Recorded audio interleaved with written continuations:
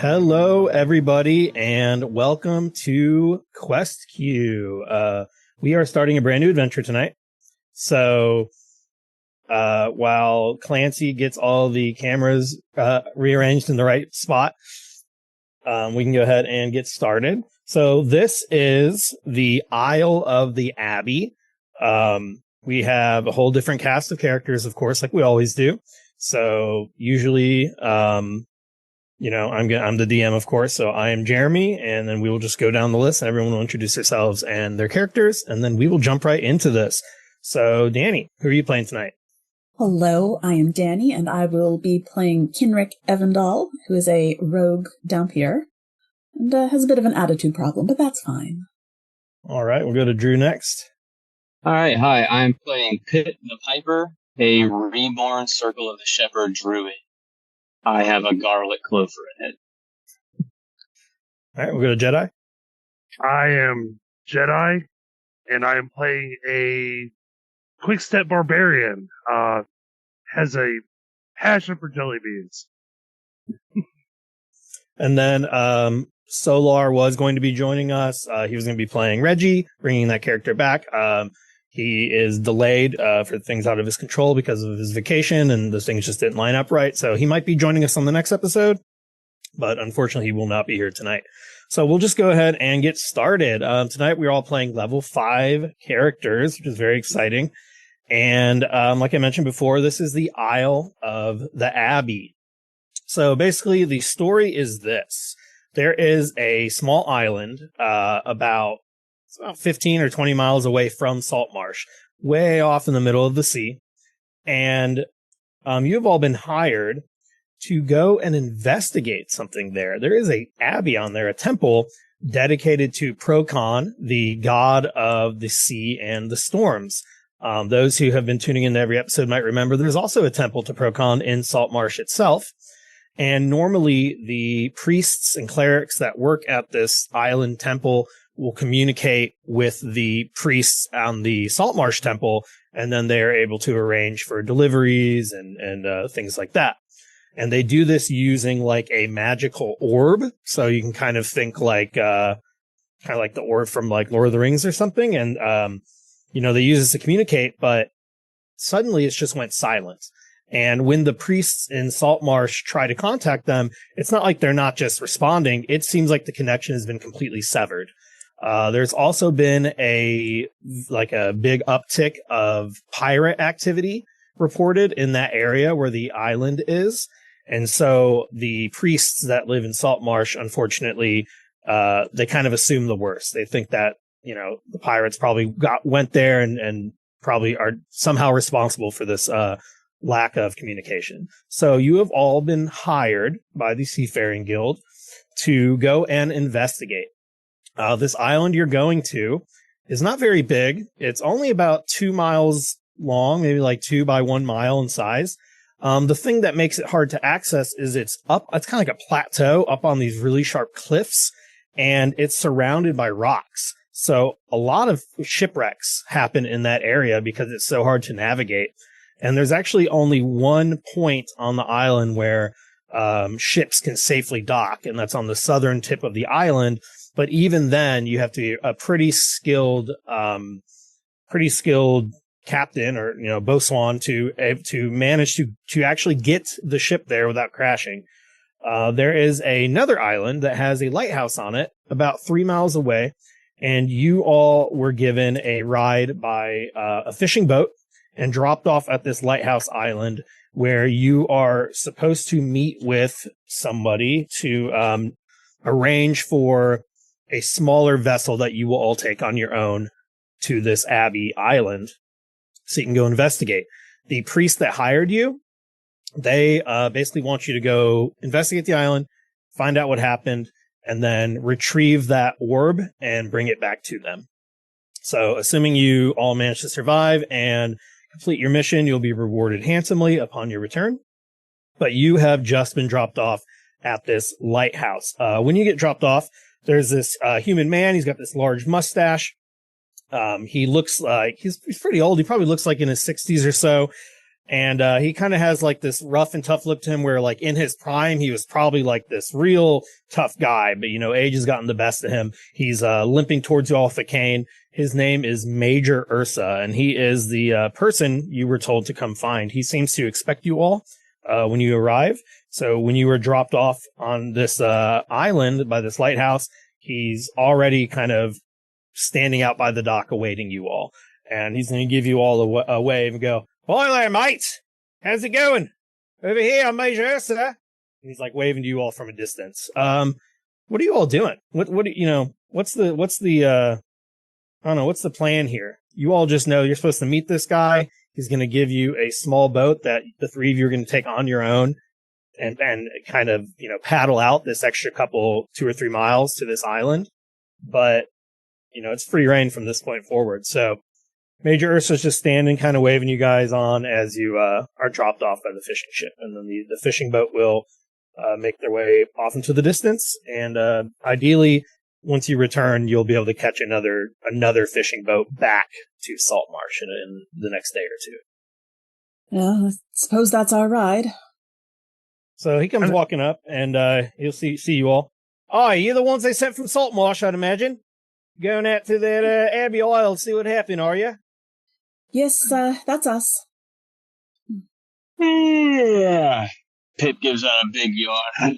He stretches himself off of the wood that he's been hanging on the ship. Where are we going again? Oh, yes, right up the road. Or sea. Not so much road, yeah. I was totally convinced it was a candy aisle. And now it's Abbey Isle? What are we doing, guys? I thought we were going...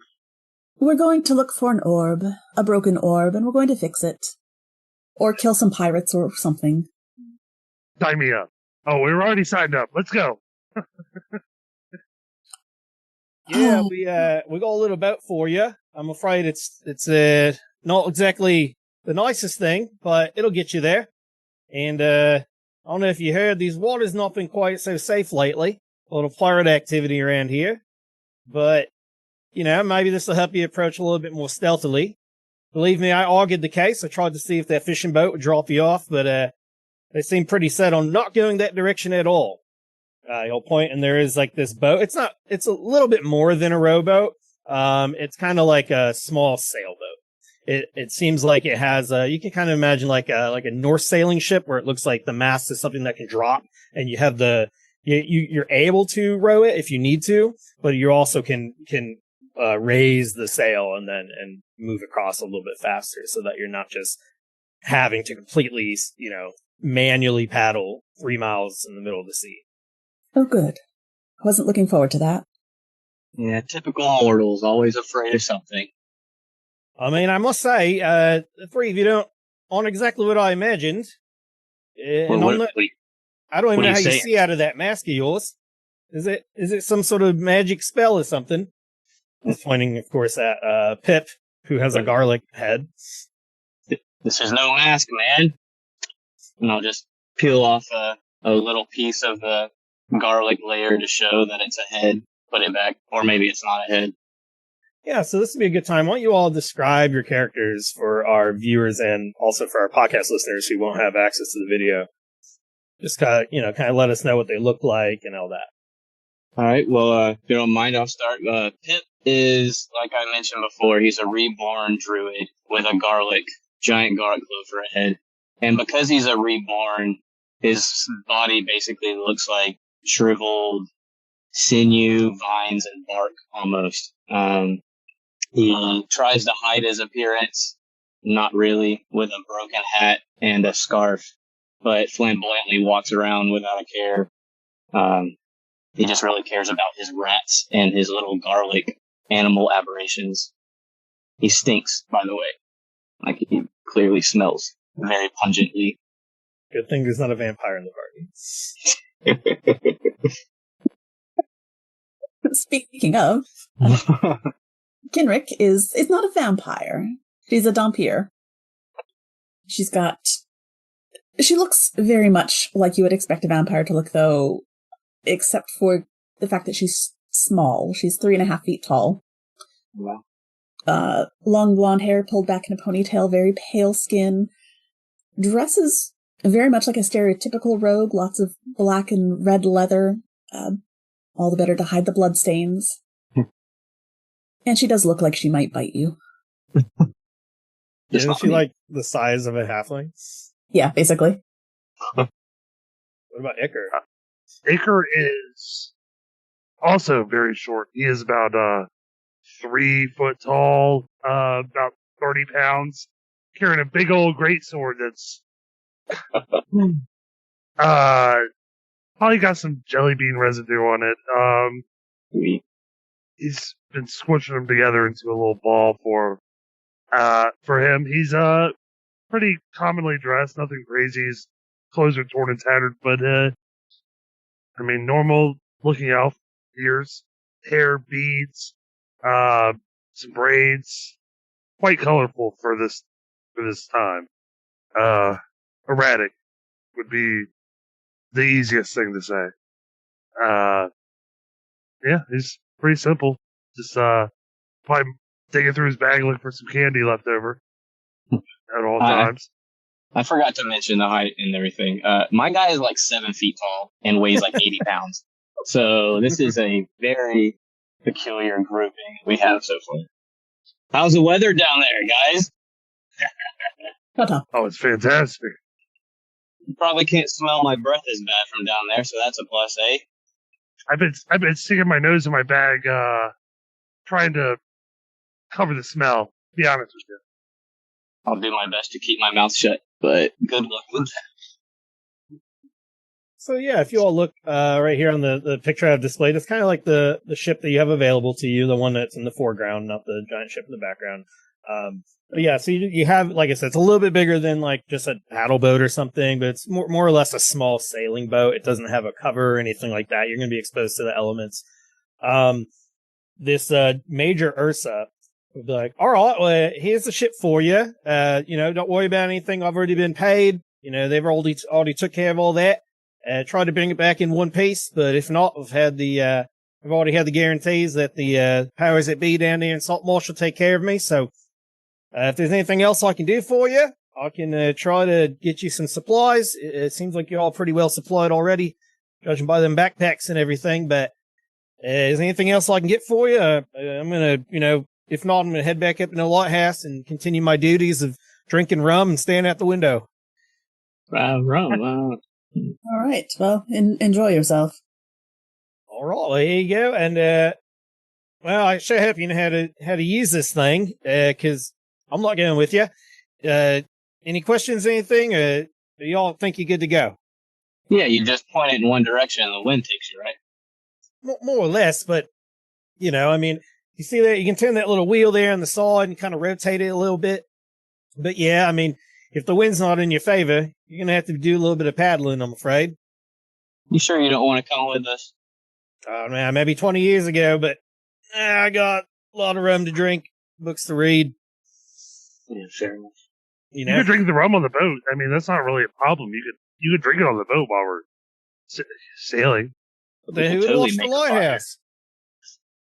It's not going anywhere. You don't have to worry about it. It's like on the island here. You don't have to worry about it. Yeah.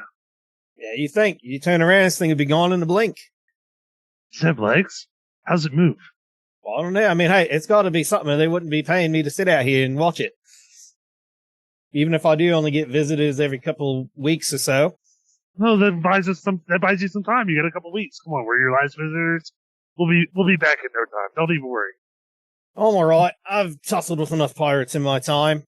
But I would give you a little bit of advice. And he's going to actually pull out and show you a map of the island. And oh shit! It's he shows a larger map, and then on the map it shows a lot of different islands, including the one you're on now. And then on this map is a small island, and he said that right there is Abbey Island.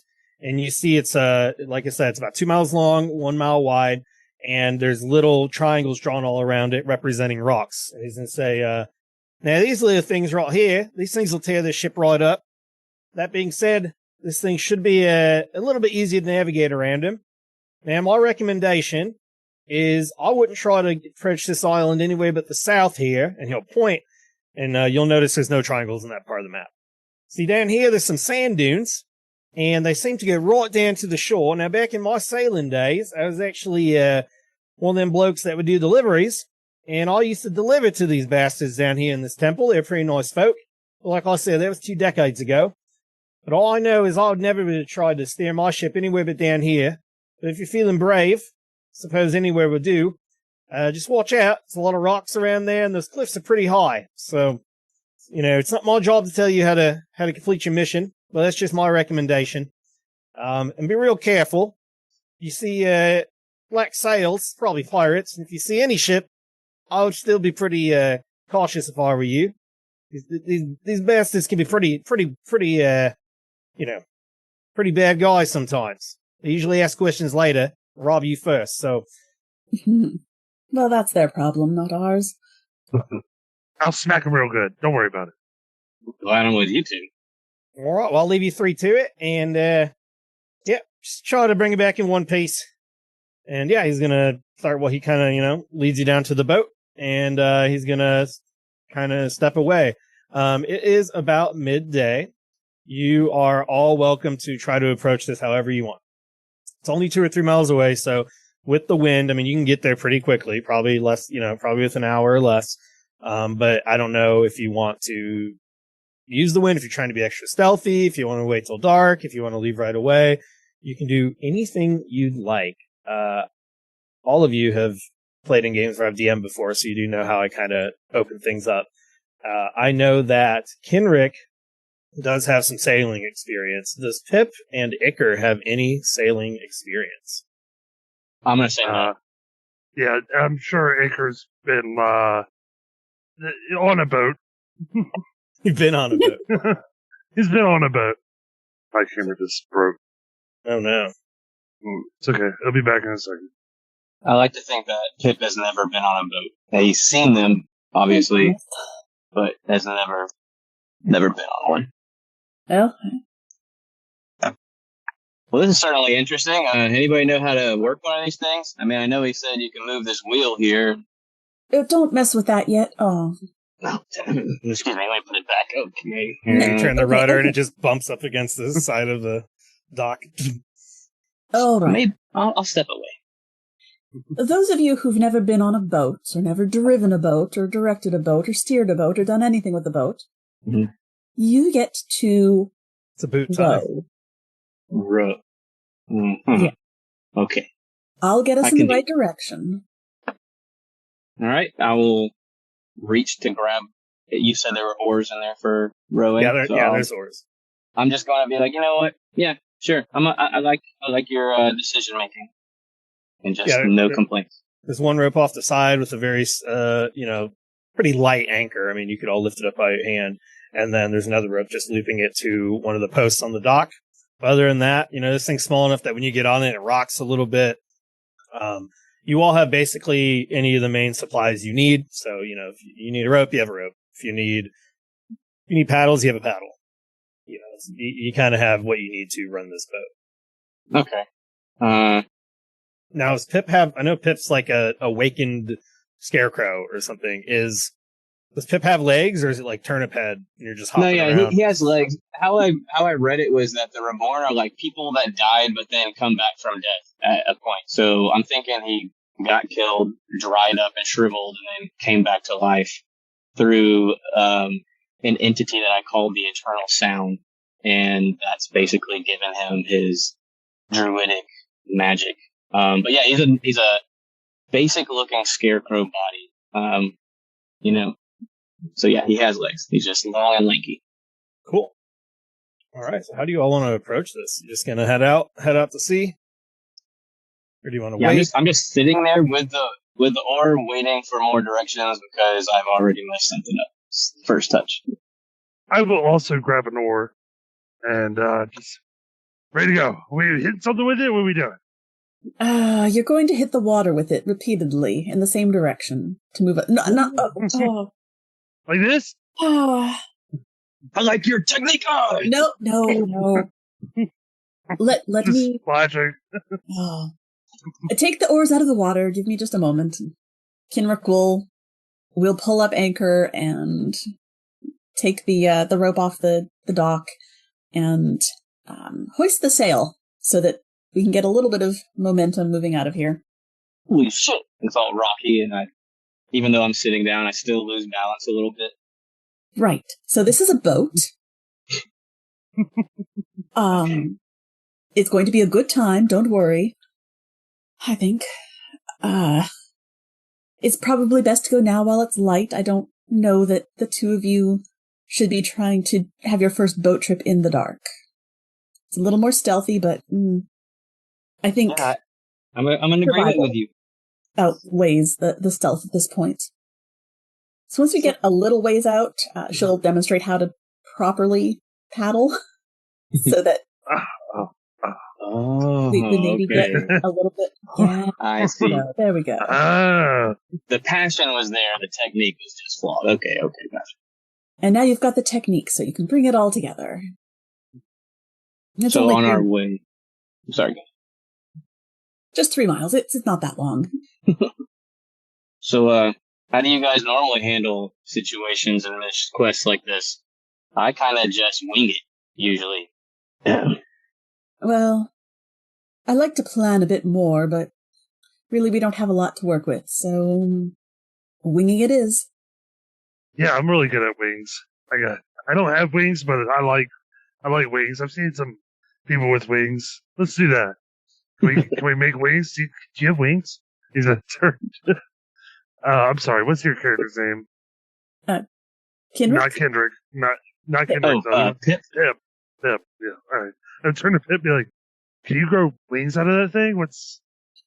I'll rip off 2 little layers of garlic skin, and be like, I think this is the best I got. No. Throws them off to the wind. But you don't need those? Not anymore.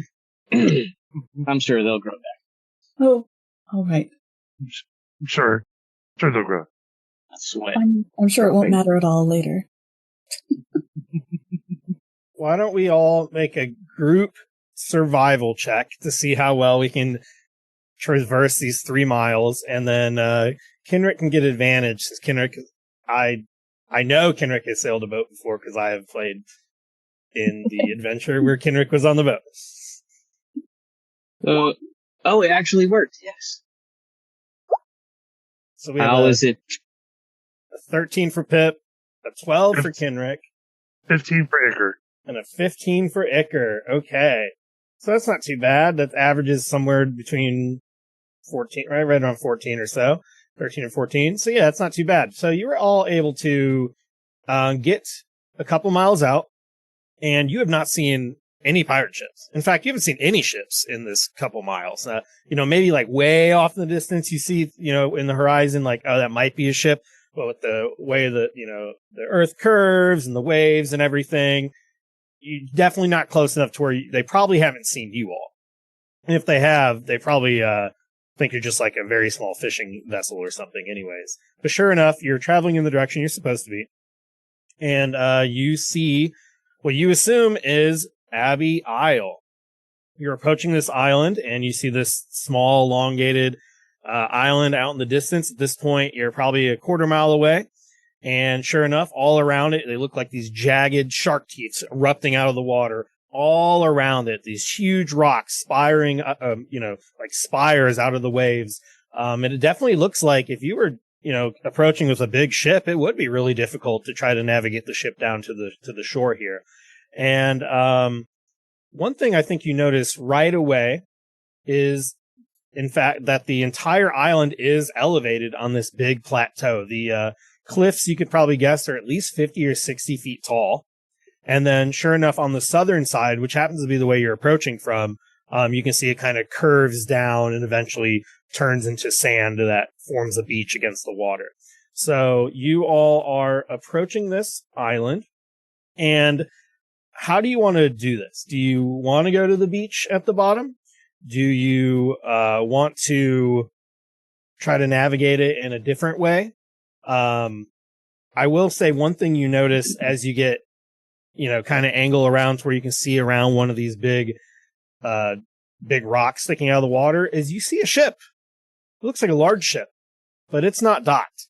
you see a ship crashed up against the shores of this beach. It looks like large enough to be a pirate ship. It's hard. You can't really see the sails or anything like that to know for sure. And there's also, now that you're kind of getting more near, you can see the remnants of pieces of wood and things sticking out. And it looks like lots of ships have crashed here at some point over the last however many years. But the one that stands out most, that you can see the entire ship more or less, is this big ship crashed up on the shore. But yeah, how do you all want to approach this? Do you want to try to go to the beach, or do you want to try to risk going around to one of the other sides? With the size of the small boat you're in, you can probably navigate around some of the rocks somewhat easily, but then you're going to have to deal with the cliffs. Right. Well, are either of you good at climbing? I don't know if I'd say I'm good at climbing, but, I'm pretty tall, so that helps. Yes, well, we're not, so... Yeah, I could just pick you up, maybe. But I could reach up there? I can reach 10 feet, maybe. Right. Well, I guess that's the question. Do you feel like climbing some cliffs, or taking our chances with whoever's around that boat? Which could be no one. It looks like it might have been crashed, so... Well, that guy, that salty sailor, said we should go south. But he also said there'd be a lot of pirates and ships, and we didn't see anything except this crash thing. So I don't know. I don't know if I even trust what that guy had to say now. Well, no, the pointy, sharp rocks that are everywhere, those are... Oh. Yeah. Fair point. You're right. That would be something that he said was very truthful. I say let's get to land as quick as possible. All right, so to the beach then. That's my vote. Yeah, we can, I'm not worried about anybody. We can run away fast enough. It's not a problem. We can totally run away if we have to. Or we can fight them. I can punch them, hit them, something. They might have jelly beans. Sure. So you're able to make your approach pretty easily. Being in the small boat, especially if you, well, I guess in this case, you would drop the sail down, since I described it as one of those Viking ships. So now that you're no longer having wind affect it, you're able to easily kind of slow down enough to paddle your way up onto shore. You feel the kind of bump as it catches the sand and eventually slides to a stop. And you all are currently at the end of this sand dune. These sand dunes look like they extend for, I don't know, probably maybe half a mile across before it gradually is going uphill. And then you see grass and some trees off in the distance. But at this angle, it's hard to see too much of the island from here. That being said, it's not a very, like I said, not a very large island. So when you approach, you do not see anybody. You are able to see the wreckage off in the distance. You're probably, each of these squares is supposed to be about 500 feet. So you were probably about a little bit more than 2,000 feet away from that ship, but it's large enough that you can definitely see it. Why don't you all make a perception check as you approach?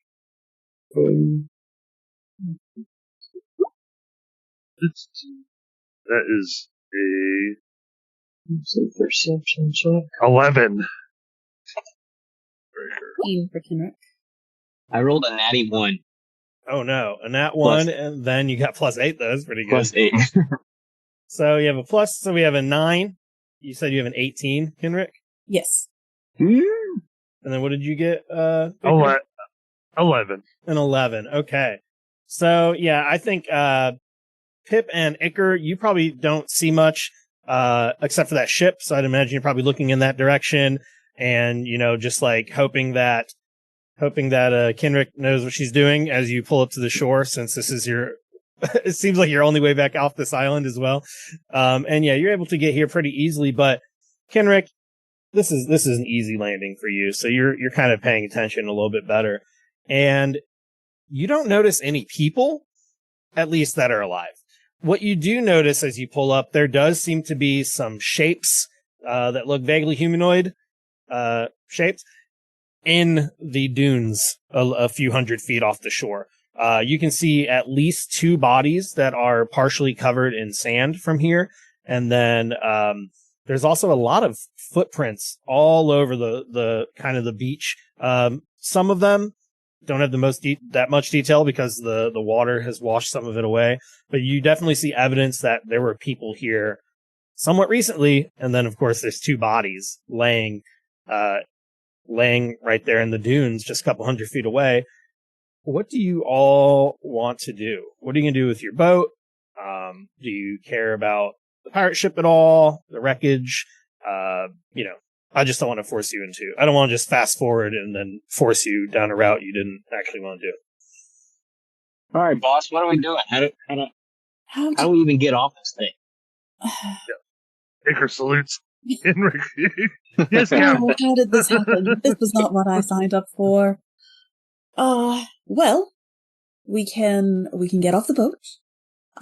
There are some bodies ahead, so we might want to take a look, see if they're perhaps from the Abbey, if they look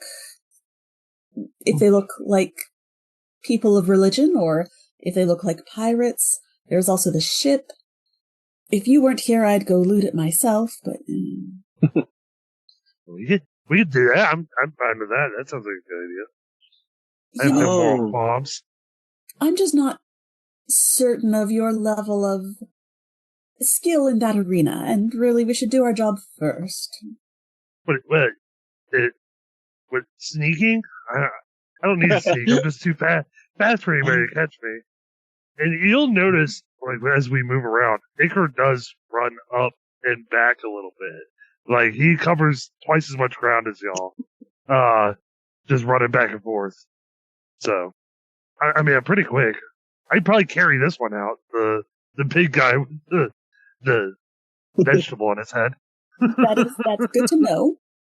In the meantime, let's pull the boat up far enough onto the sand that it shouldn't wash away while we're here.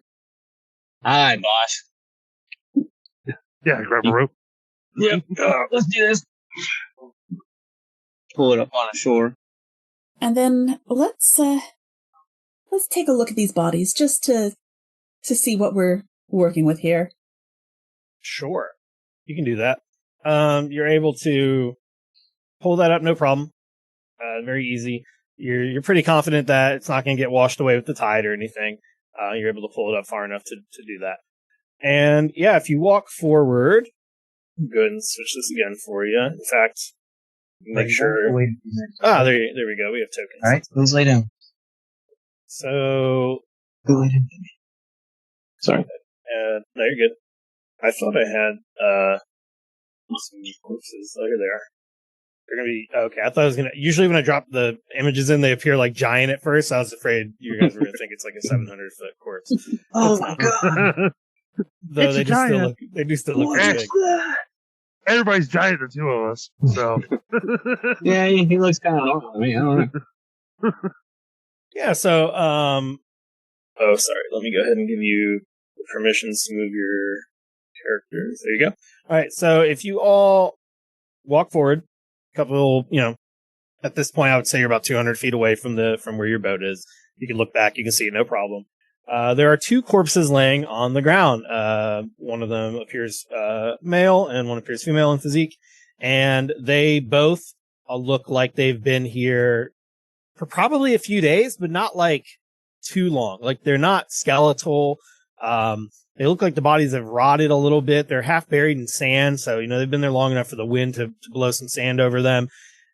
They're like, they've been killed violently. You can tell just immediately by looking at them. They look like they've been stabbed to death multiple times. One of their arms is disconnected from their body. You can see blood staining their clothes. You don't really see much staining the sand just because that bloody sand probably got covered or blown away by now. But it looks like whatever happened here, these bodies were killed with violence, multiple stab wounds. And they were not, it doesn't look like it was someone who was, like some top assassin, like slit their throat in one move. It looks like they were just essentially stabbed repeatedly, cut anywhere possible, and died.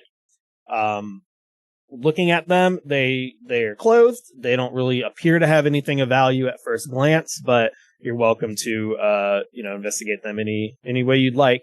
But, even without having to roll, you can see very clearly they died from being stabbed repeatedly. Well then. Well, that's lovely. Do they look like they belong with the Abbey? Or do they look like pirates? Kinrick has some history with pirates, so. Okay, yeah, I want you to do an investigation check for that. Or do you want to do insight? See if you know. Let's do insight. Yeah, see if you're insightful about this. Oh, nat 20 for 24. A nat 20 for a 24. Yeah, you're looking at these are fucking pirates. These are fucking pirates. These are some fucking pirates. 100%. They definitely don't look like any clerics you've seen. Certainly not clerics of Procon, which, you've seen a lot of them walking around in Waterdeep. Or not in Waterdeep, I'm sorry, in Saltmarsh. There's probably some in Waterdeep as well. But in Saltmarsh, because Procon is the most commonly worshipped god in these parts. Everyone around here pretty much worships Procon because of how heavily the Saltmarsh people rely on the sea. And they're all very superstitious in that way. But anyone who lives in the world in which D&D takes place knows it's not really superstition because gods are real. And so are demons. And so are all those things. And Procon is kind of like analogous to Poseidon. It's like an envious sort of proud god. As long as you respect Procon, it'll, protect you on the sea. But if you're not respectful, he'll just as quickly tear your boat to shreds. And so it's a god that's worshipped with a lot of respect and fear. And this definitely doesn't look like they're dressed in the kind of garbs you've seen worshippers of Procon dress in. They definitely look like they're dressed in just kind of garbs a lot of pirates are, just kind of a mismatched clothing. Right. Well, good news is these aren't clerics. They appear to be pirates. Bad news is they appear to be pirates. So there are, or at least were, pirates here. And something has killed pirates. I don't know if it's other pirates. We do tend to do that. But they tend to do that. What, we? Wait, Slip of the tongue. No, I'm not a pirate now. Sure. Well, pirate music. If you look at this arm here, this one that's, cut off from the body, it's clearly pointing in this direction. So we should either go that way or disregard that general area. I don't know, I'm just saying. Well, I want to look in the... You said it's like a mile by 2 miles? Yeah, and right now it's like uphill. So the main thing blocking your path is just the angle as it goes up, but then also the dunes. So it's kind of hard to see over some of these dunes. Well, as much as it is going to suck, I think we need to get out of the sand and up the hill. Anything good or bad is going to be up the hill. Unless you have any objections? Do you want to further loot the bodies? Take an arm for a trophy? I don't know. Oh no, I'm good. I was just trying to be helpful. I appreciate it very much. And I don't know. I mean, some people collect arms. I knew a guy who collected teeth. That's weird. That's what collects. It is. It's very strange. He wore them on a necklace. They glowing. It was a little concerning. Heard stories of a person that collects teeth. It's weird. Very weird. He was an odd fellow. No, whatever you want to do. I'm ready to go. Let's go fight some baddies. I mean, he said something about looting the ship. And he looks in his bag. I'm always in need of more candy. Well, I bet they have some sweets over there. I don't have particularly large pockets, and I don't really want to carry things all the way up the hill, so Okay. I think we can leave the looting until we're leaving. All right, yeah. I mean, it's a broken ship. It's not going anywhere. Let's go find this ball of power, whatever. It's an orb. The orb, yes. We'll find the orb. We'll fix it. Yeah. So, I guess I could always summon a bird to try to help us see which path we should take. I mean, that would be fantastic. That would be very helpful, yes. Okay. So, what if I did find familiar? all right. Like that, Jeremy. Go ahead and use this first level spell, and you're going to find a familiar. Sure, what familiar do you What is your familiar? I accidentally cast it at second level and not first level, but, whatever. That's fine. Oh, I didn't even know it was possible. Yeah, I didn't either. I just noticed. But yeah, it says I could summon a hawk or an owl, or a raven. I think a raven seems kind of appropriate for a scarecrow guy. So that's what I'll do. What I'll do is I'll pull out my pipe, and instead of playing the tune specifically for the rats, I'll play a different tune, and thus it'll summon the spirit raven. Okay. So yeah, you pull out this flute and you play it, and then you summon the spirit raven. So with Find Familiar, you can either communicate with the raven and send it up, and then it can return and tell you, or you can temporarily see or hear through its senses, I believe. And I think it's kind of like during that time you lose your own sense, and you're like meditating and like looking through it. Okay, I think we're gonna stick with the telepathic version. Okay. And I want to just ask it, hey, buddy, old pal, why don't you go fly off as far as you can and see which looks like the easiest and least confrontational path? And I'm talking about the terrain specifically. Sure. Yeah, so this raven goes flying up into the air, and you can all see it, fly up high, and it's circling in the sky and looking off in the distance. So I think you can communicate telepathically within 100 feet. 100 feet, yep. It can go further than that. It just would have to return back to the 100 feet in order to talk with you again. Oh, but you are, as you're all looking in that direction and it's flying up, I will say you immediately, all of you, just see off in the distance two vaguely human-shaped figures. Shit. Already. Like your eyes are following the raven, and as they do, you see standing a couple 100 feet ahead of you in the middle of on top of one of the dunes, what looks like two, thin, kind of, person-shaped people. They're just kind of far away. You can't really tell. Both of them look like they're wearing some very ragged looking clothing that's kind of hanging off their bodies in strips. But they're kind of far away to where it's kind of difficult to tell what they are. But as you're looking, it does look like they're moving towards you. They both seem to be coming down these sand dunes towards you all. And then while that's happening, your bird is still flying around up top. And it will report to you before it leaves the 100 feet that it sees two people. It's going to also report to you that it seems like the sand dunes only extend for, like 1,000 feet more, and then it turns to grass, and then it's kind of keeps flying unless you command it to stop. It's going to keep flying to go try to scout further, see what it can see. All right. Yeah, I'll just have him stay up in the air doing a scout, and I'll relay to the group. Well, it's not like we needed buddy old pal to tell us, but there's two people headed our way. We've got about 1,000 more feet of sand dunes before we get back to the mainland. Right. Well, we want to go ahead and have confrontations right away. I mean, could my bird tell any other characteristics or details of the two people other than them being disheveled, busted-looking people? Like, do they have weapons? Like, say. Yeah, and you can see that too. It looks like they're holding out already what looks like swords of some type.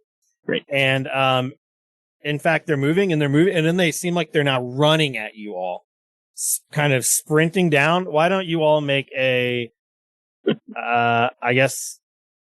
perception check again to see if you can tell some more details as they're getting closer and closer and closer. 21 for Kenrick. Did you get a 0? I got a 0. I got worse than a 0. Yeah. Because I have a +8 modifier and I got. Yeah. How do you get a +8 and a 7? I think you just rolled 1d20 without the bonus. Oh, really? Yeah. Because if you hover over it, it says just 1d20 equals 7. I clicked on Here, I'll try clicking on perception again. Ah, there you go. There we go. 19. Oh, okay. So even so the first one would have been a 15, and this one's a 19, all right? And then what about Iker? That's a 19 for Iker. So as these things are running, you realize pretty quickly they look all skin and bones. In fact, probably more bones than skin. And it looks like there are two skeletons sprinting towards you. Both seem to have swords drawn at their side, and they are running at you all through the sand. So let's go ahead and quickly roll initiative, unless one of you feels like you can deal with this before it's even worth rolling initiative. Iker would go, I can handle this. If you just excuse me, and he'll pull his axe off his back and pull a fucking hunk of jelly beans out and just take a bite of it like an apple. And throw it back and go, all right, and I'm going to start running towards him. Meet him Step out of the halfway. way. Awesome, I got 60 feet. 60 feet of movement. Wow. Yeah. So yeah, you For can being sprint, tiny, that's yeah. running through the sand. You can sprint forward, and you're going to meet one of them before it even gets to you. They're just shambling their way towards you, and they looks like they're both wielding scimitars. Yeah, go ahead and get an attack on one real quick. All right. That is a +7, right?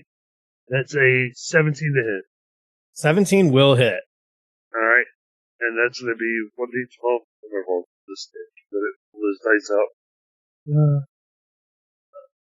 I don't know.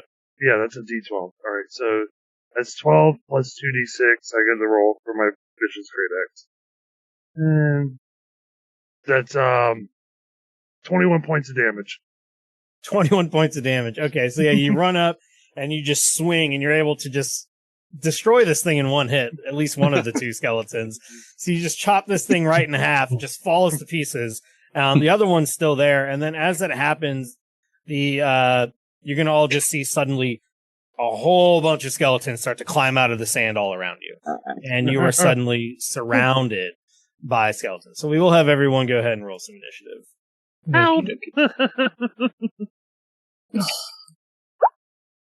What? In fact, Can I get a Kenrick, one? you're a little bit further back, and you Okay. see there's even some that appear suddenly out from behind you to Oh, either lovely. side. There are also two swarms of skeletons that appear, so there's like large groups of them. So basically what you're dealing with now is 3 single skeletons and then 2 skeletal swarms that are all rising out as soon as you chop that one in half. And they all just seem to be like, they're not wearing, matching clothing or anything. They're all kind of wielding different types of swords and weapons. They all look like they came from completely different groups. Some of them look like pirates. Some of them look like merchants. Some of them look like clerics. Some of them, look like they're wearing clothing that's hundreds of years old. So they seem like they come from all walks of life, all walks of death. But yeah, so let's see. Kenrick got a 4. Yeah. Kenrick got a 4. Oh, there you are. I usually have the names up there. But okay, so 4 for Kenrick, and then Pip got a 15. Good. What did we get for Iker? 21. 21. Whoa. Makes sense since he is so fast, even for a little guy. And then I will roll for these skeletal swarms real quick. One skeletal swarm. I'm going to make the skeletal swarms go separate so that they're not like ambushing you all in the same round necessarily. All right, because they're kind of strong. Well, at least stronger than just the single skeleton that got chopped in half. So, what is your dexterity, Iker? Because one of the skeletal swarms also got a 21. It is a 16 plus 3. All right, you are faster, so you will go first. So, yeah, you chop that one in front of you in half, no problem, and then you just can kind of hear and see as multiple hordes of these things just rise out of the ground. They're all just kind of surrounding you all. Okay. There's a single skeleton about 10 feet to your left. There's a horde of skeletons, about 6 of them, rushing at you from about 15 feet to your right. And then if you turn around, you see there are some more surrounding your compatriots. All right. I'll go after that first single one again. I get both my actions or both my attacks this time. Still, that was like a surprise round. Yeah, it was just like a surprise little Okay. reaction thing. All right. Then I have bonus action rage. And then I'm going to run over to the. Oh, I can't. No, I can't move it. I'll run over to the single one. Oh, you can't move it. No, Oh, it right, won't. you can't move it. There you go. All right. Yeah, so that's Whoa. Are these, or how are we doing these? Are we doing 5 foot? 'Cause it's telling me it's like 300 foot. These are supposed to be 5 feet. Yeah, sorry. This is Okay, zoomed sorry. in. Yeah, it should not be set to that much. Each square is 5 feet. Alright, just making sure. Alright, then I am going to swing to attack. It's probably set to the large Right. map scale. That's 20 to hit that one. That hits. And that is 8 plus 5 is 13 plus 2 is 15 plus 6 is another 21 points of damage. Okay, you're able to just have this thing apart in one swing again. A lot of And combos in that. I got some more movement. I'm gonna run down to the skeleton. Oh, my guy's gone now. He's gonna There he come is. over. He would be over to this. Oh, Start attacking this swarm. I don't know how he teleported that far. Okay. Yeah. Misty So he step. would be attacking. Yeah. I wish. I'd be attacking that swarm with my second attack. Just leave into him. Okay. It is a 14 to hit. A 14 does hit. All The right. swarm, yeah, you run over. There's like 6 of them, and you're able to hit some of them with that. That's 12 plus 2 is 14 plus 5, 8, and then I'm going to use my frenzy bonus. It's 20 plus 2d6 is 26 points of damage into the swarm. Awesome, yeah. So you're able to hack through a few of the skeletons in this swarm pretty easily, and just like the other ones, you're just like chopping them in half. Their spine is being separated; they just drop to the ground. But these are, there's a lot of them in these swarms, so it seems like right when you swing, there's still more trying to rush you and attack you. Anything else? No, because I was going to tell you about the advantage disadvantage, but it doesn't matter. It's flat rolls on me. Then we will go next initiative. We go to the skeletal swarm. So the one that you are currently fighting, you've taken out about 3 of them. The other ones that are still there are just, they're not showing any fear at all. Of course, they're just attacking you mindlessly. And the swarm is going to try and slash at you with their weapons. You got multiple of these different types of bladed weapons being swung at you. All of them look like they're rusted to hell. Probably don't want to get hit with them unless you got your tetanus shot recently. Does a 6 hit? I doubt it. No, 6 does not hit.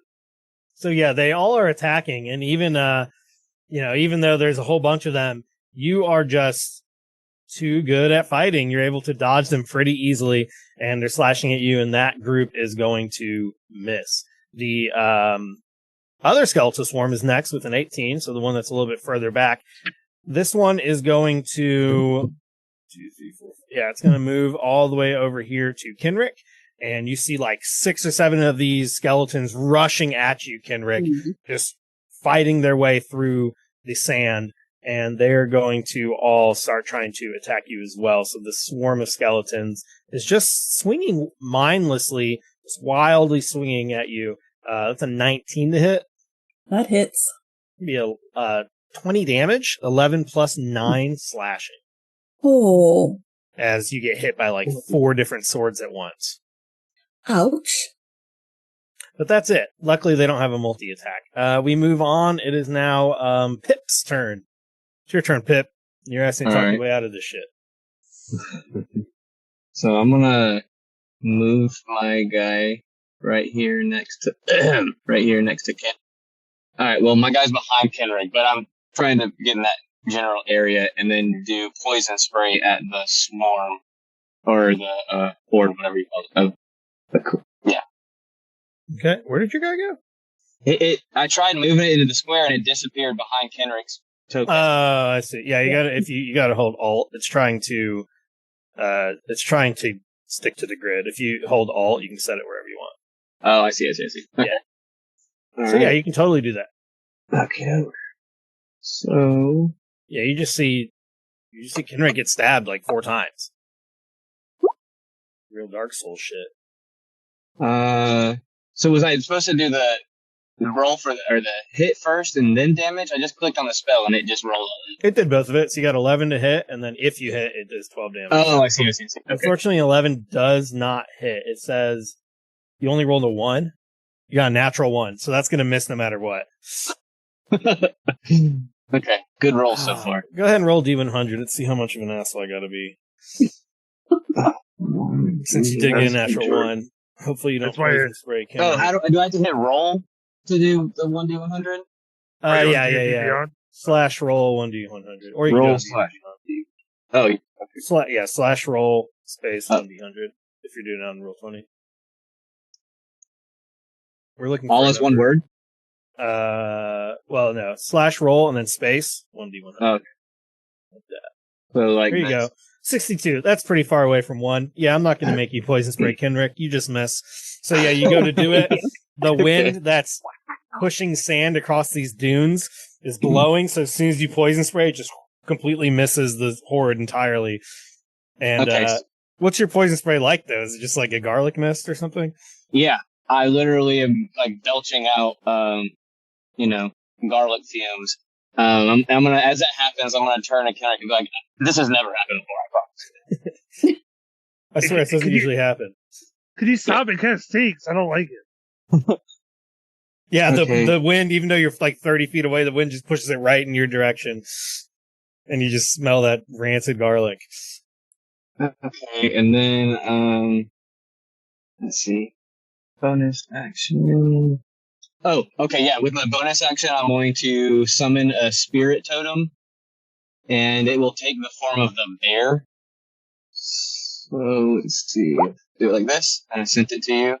When this pops up, it gives everybody in the party, including creatures I control, a temporary hit points of 10 additional hit points. Oh, good. Just So within 30 feet of you? Um, Spirit creature creates an aura of 30 feet. That's cool. Yeah. Let's see. 5, 10, 15, 20, 25. It looks like, what is your name again? Not Kenrick? Iker. Iker. Yeah, it looks like he's right in range, right? 5, 10, 15, 20, 25. Nice. 10 Yep. temporary hit points. Nice. Pretty good. It just doesn't automatically add it to our stuff. I cannot believe I made the scale so large. 450 feet away. Okay, Yeah, we're 4,000 feet away from each other. cool. So yeah, I'm just gonna... Is your spirit bear, does it like do anything on its own, or is it just near I you? think Or it's is it just able to- near me and puts off in an aura, but it's not just a bear. It's like a bear that's also garlic. So Garlic bear, okay. imagine a garlic bear. Not a gummy bear, so Iker doesn't have to... Is it like from Naruto? Is it like around you, like part, like you're in its spirit form or something? I was thinking like the garlic bear is there just sitting like a panda, just chilling, not even looking menacing, but it has the stink of the garlic that is emitting the aura that gives us all the protection. Okay. Oh, it also says you and your allies gain advantage on strength checks and strength saving throws while this aura is in effect. All right, that's pretty cool. And that's all for my turn. Okay, so yeah, you're able to summon that spirit bear. I'm just gonna change your token to be glowing blue for now, so we remember you have that out. So you have an aura coming off of it. And or here, how about this? How about I take that away? Gosh, what did I do? There we go. And instead, I'm gonna put a little symbol. Oh my gosh, you teleported again. I saw you teleported. I just messed up. We will do one of these symbols here so we know. Oh, this one's cool. There you go. Now you have that thing where it looks like it's like an energy force erupting around you. Okay, cool. So you have that summoned, and we move straight down to Kenrick. Right. Well, Everything that smells like garlic. everything is terrible. I heard.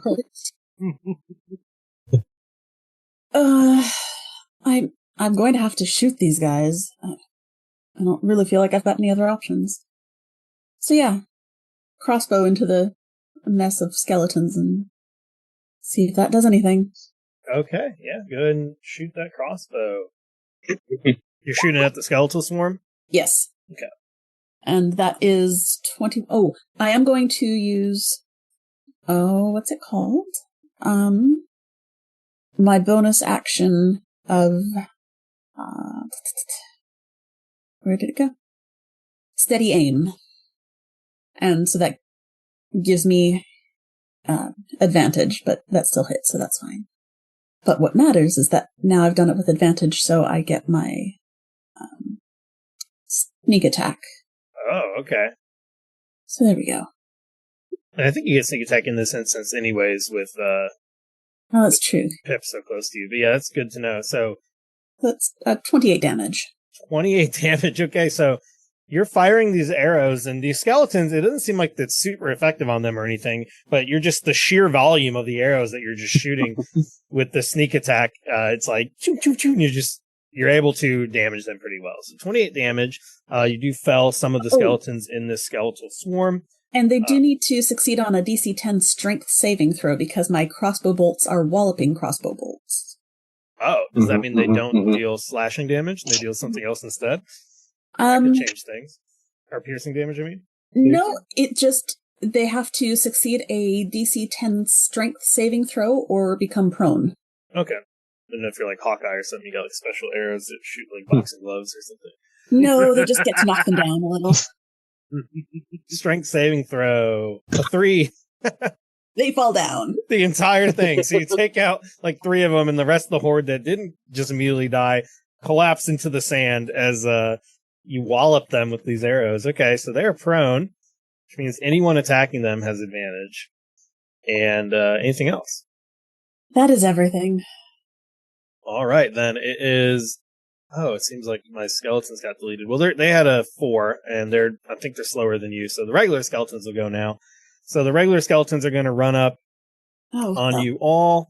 One of them's going to run over onto Kenrick. The other one's going to run forward over to Iker. The regular skeleton that's just on its lonesome here is going to try to slash at Kenrick with the scimitar. Or actually, in this case, it's a short sword. It's a 21 to hit. Yeah. And you take a total of 4 damage. All right. That didn't feel good either. Yeah, and unfortunately, you probably have some sand in the wounds from all this sand blowing around. The other skeleton's going to try to do the same thing towards Iker, so this one's going to swing, and that's going to be a 17 to hit against Iker. Misses. It misses. All right. Yeah. Yeah, it swings at you, and you're just, I don't know, you're so short you dodge it or something. So short you just can't hit me. And then we're going to move to your turn. It's your turn, Iker. Fast as fuck, boy. I'm gonna go for the horde first, the swarm. I'm gonna attack recklessly and Great Weapon Master. So the first one is not gonna hit, and the second one is a 13, so 20, 15 to hit. 15 hits. All right. This is against the swarm? Yes. Yep. Well, it says 12, 14, plus 8, plus another 8, or another 2d6, plus 7, it's 15. That's 29, 39 points of magical slashing damage. 39 magical slashing. Okay, so you managed to fell a few more of them. At this point, you've destroyed more than half of this swarm. Another thing worth mentioning, they technically have an ability called Deafening Clatter. Anyone within 10 feet of them, it's very, very hard to hear beyond the 10 feet because they're so loud. Well, we're in the sand, so I'm going to chalk that up to just the sound of the wind blowing sand all around. So you can barely hear the fight even going on the other side where Kenrick and Pip are. And with the sand blowing around, you're close enough to where you can see them, but I would say like for really long distances, it's pretty hard to see. But I don't think any of that's going to actually matter. And this other one that came up to me, he's a solo guy. Yeah, just a solo skeleton. All right, my second attack as I cut through this group of them, I'm gonna come back on the backswing for the other one. Okay. Solo. Sweet. All right, reckless. It's reckless the whole turn. Great Weapon Master. That's not gonna hit. And that's a 16 plus 7 minus 5 is it's 18. 18 hits. All right. That's 11 plus 15 plus 2, 6, 7, 8, and then plus another 10, 30, 48 points of damage. Okay, 48. What's it look like when you finish off this? Oh no, that was on the solo one? Yeah. Oh my god, yeah. What's it look like when he no longer exists on the Demolished. I come through and I fucking cut through the horde and I do a little thing where I switch hands and I'm coming in and it's like right at their waist, I'm sure, because I'm like only 3 foot tall and I just swing and like some of the bones get stuck to the axe because it's covered in like jelly bean goop. Awesome. As it cuts through. Woo! And he takes another bite. He pulls out a couple jelly beans and tosses it up. Are we sure these are regular jelly beans? No. We're not sure. He doesn't rage. He just gets in a sugar rush. So. Okay. Did you create this character during like a Christmas special or something? No, you know Zed. Zed had a character that had candy, and this character ate some candy. And I was like, "Oh, this is how it's gonna go. Now he's gonna just get a sugar rush." Awesome. All right, then. If your turn, anything else for your turn? That is it. Okay, so this first skeletal swarm that you're fighting right now is now their turn. They're going to try to fight back. The few of them that are remaining, they swing to only get a 9, so they miss. Weak swarm of skeletons. You think a swarm would get a multi-attack? This is lame. All right, we'll move to the next. Oh, they have advantage. They have advantage. Oh, because I attacked recklessly. Oh, okay. So 17 to hit. Nope. Well, I guess technically I should have went off the first one anyways, a 10, but it's fine. Yeah, they miss, yeah, so no they don't hit you anyways. The other skeletal swarm, they're going to come. They're going to try to attack you, Pip. You're getting attacked. These ones. Wait, no, they don't. They got to use half their movement to stand up, right? So they stand up collectively, shamble back to their feet, and now they're going to attack you. Okay. And 22 to hit. Of course, that doesn't hit. It definitely does. You take a total of 17 slashing damage as you get hit by multiple of them. Great. Googling it. Yep. All right. Hit by the swarm. Not 170. To make things worse, you suddenly all hear a noise, and you see off in the distance, about 40 feet ahead of you, up where the skeletons first were running down that sand dune, you see a large figure erupt out of the sand. It is literally giant. You see what looks like a skeleton of a hill giant stand up out of the sand, and it yells in a battle cry as you are attacked by what is called a skeletal juggernaut. And it's going to join the fight. And it's not its turn yet, though. Just wanted you all to have a heads up about that. So you take 17 damage, and now it is your turn, Pip. Oh, it's my turn already? Okay. All right. So parties of 3 are actually awesome, because it's like always everyone's turn. So I take that damage, and a big piece of one of my garlic cloves just gets chunked off. So I'm smelling extra pungent real quick. Maybe 2 of them got cut off. And I'm going to attempt to do a poison spray one more time. Okay. Yeah. What kind of poison you can feel in your bones? Well, they just cut off pieces of my head, so naturally it should, I should utilize that. 22 to hit. 22 does hit. And it's 10 damage. 10 damage. Got bad news for you. I feel like the poison does absolutely nothing. Oh my god, I'm stupid. They're fucking skeletons. Okay. You do it, and you're like, uh-oh. Because you hit them. They just don't seem affected at all. They're actually immune to poison. Yeah, I should have known better this whole time. I don't know what I was thinking. Okay. Then, let's see. Bonus action.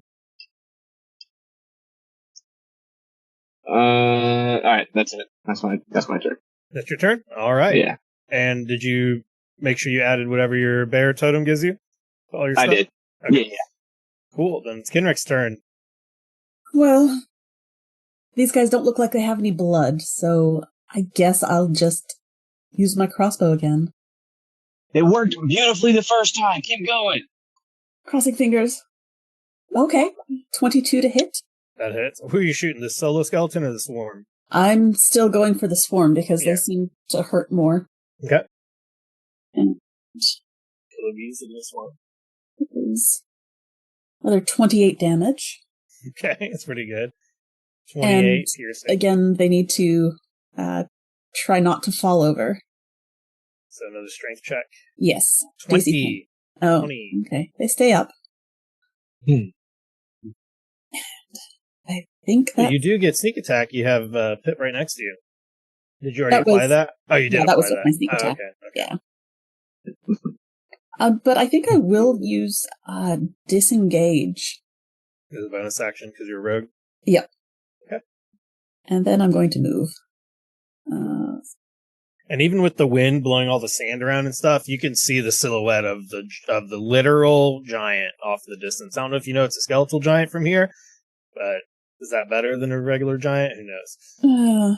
It looks like yeah. something. Lovely. All right. Here it's like wielding two dual blades that are giant, banging together off in I'm the gonna- distance.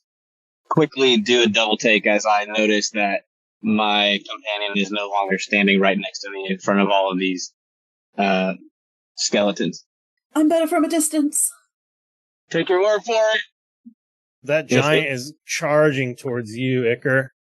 Doom, doom, doom, doom. And yeah, you see this thing. It's like this giant. I mean, literally, it is a hill giant. Most of its skin completely rotted away. It's just like this enormous skeleton with bits of skin hanging off of its body, wielding these two massive rusted blades that look more like meat cleavers than any sort of actual fighting weapon. It's banging them together as it charges at you, making these sounds that, if it had vocal cords, would probably be a shout. And it's going to try to attack you. Let's see what happens. It has advantage, Advantage, okay. because my reckless attack. So with advantage, it's still only a 15 for the first one. It swings again at the other one. Oh my gosh, a 15 again. That's crazy. And yeah, I already used its multi-attack, so that's it. It's going to run over, and it tries to swing once, swing twice, and just like the other ones, it's struggling to hit you. Awesome. So yeah, Okay. it looks pretty scary, and that means it is your turn. So you have half of the skeletal swarm behind you and the skeletal juggernaut in front of you.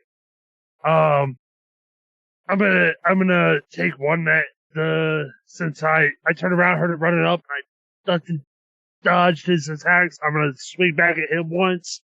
Reckless attack, great weapon master. That's a 14, 6. Oh, I gotta roll advantage. 17 to hit.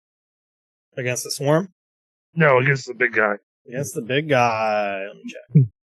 That is 17. That'll hit. Alright. I misplaced one of my D6s. Let me grab another one real quick. Alright. 6 plus 12. And 8 is 20 plus 2d6 frenzy is 31, 33, 43 points of slashing damage.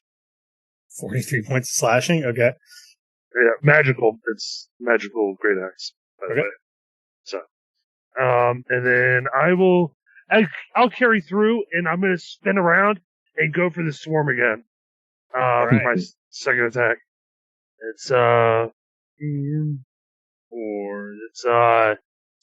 to hit on the swarm. That hits. Again, great weapon master. It's 5.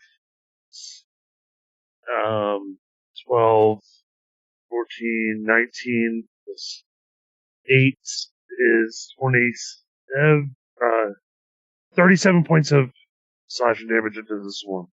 Okay. What's it look like as you destroy the rest of the swarm? I cut through the big guy, and I get a good chop into him, and I spin around, and I just, right at, like, hip level, just separate him right at the spine.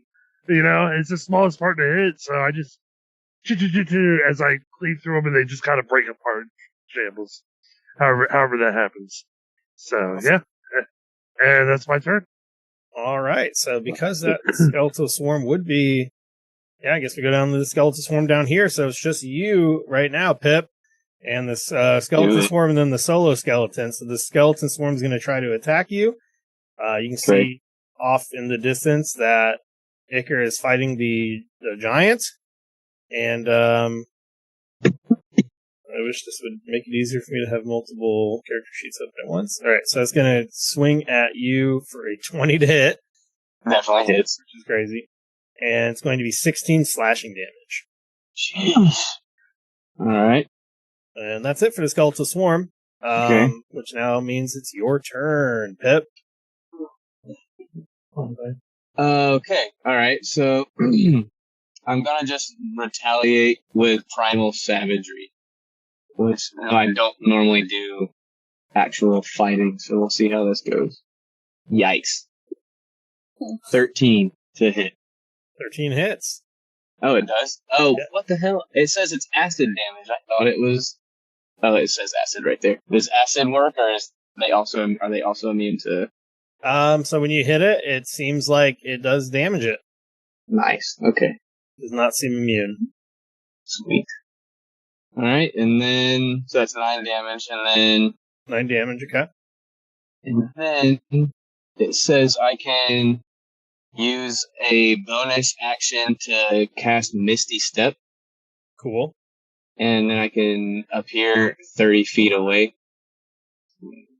Let me find that in my spells. Misty Step, teleportation, 30 feet, unoccupied space. And I will 5, 10. Alright, right there. Cool. Yep. According to the internet, you do not have to worry about opportunity attacks with Misty Steps. So that's pretty cool. Anything else? No, that was my action bonus action. All right, Kenrick, it's your turn. You're about 30 feet away from any combatants at the moment. I'm going to shoot at that swarm again, this time using my steady aim. Here's my 18 or 22 to hit. Yep, that's it. It's like 22 total damage. Okay. Yeah, 22 damage against the swarm. You've taken out all of them except for one. So there's one more remaining in the swarm, and then there's the solo skeleton as well. And that one needs to make a strength save to see if he falls down. Okay. 10. Meets it beats, so he's fine. All right. Then it is the skeletal juggernaut's turn. This thing is fighting against Iker the Mighty, and His advantage.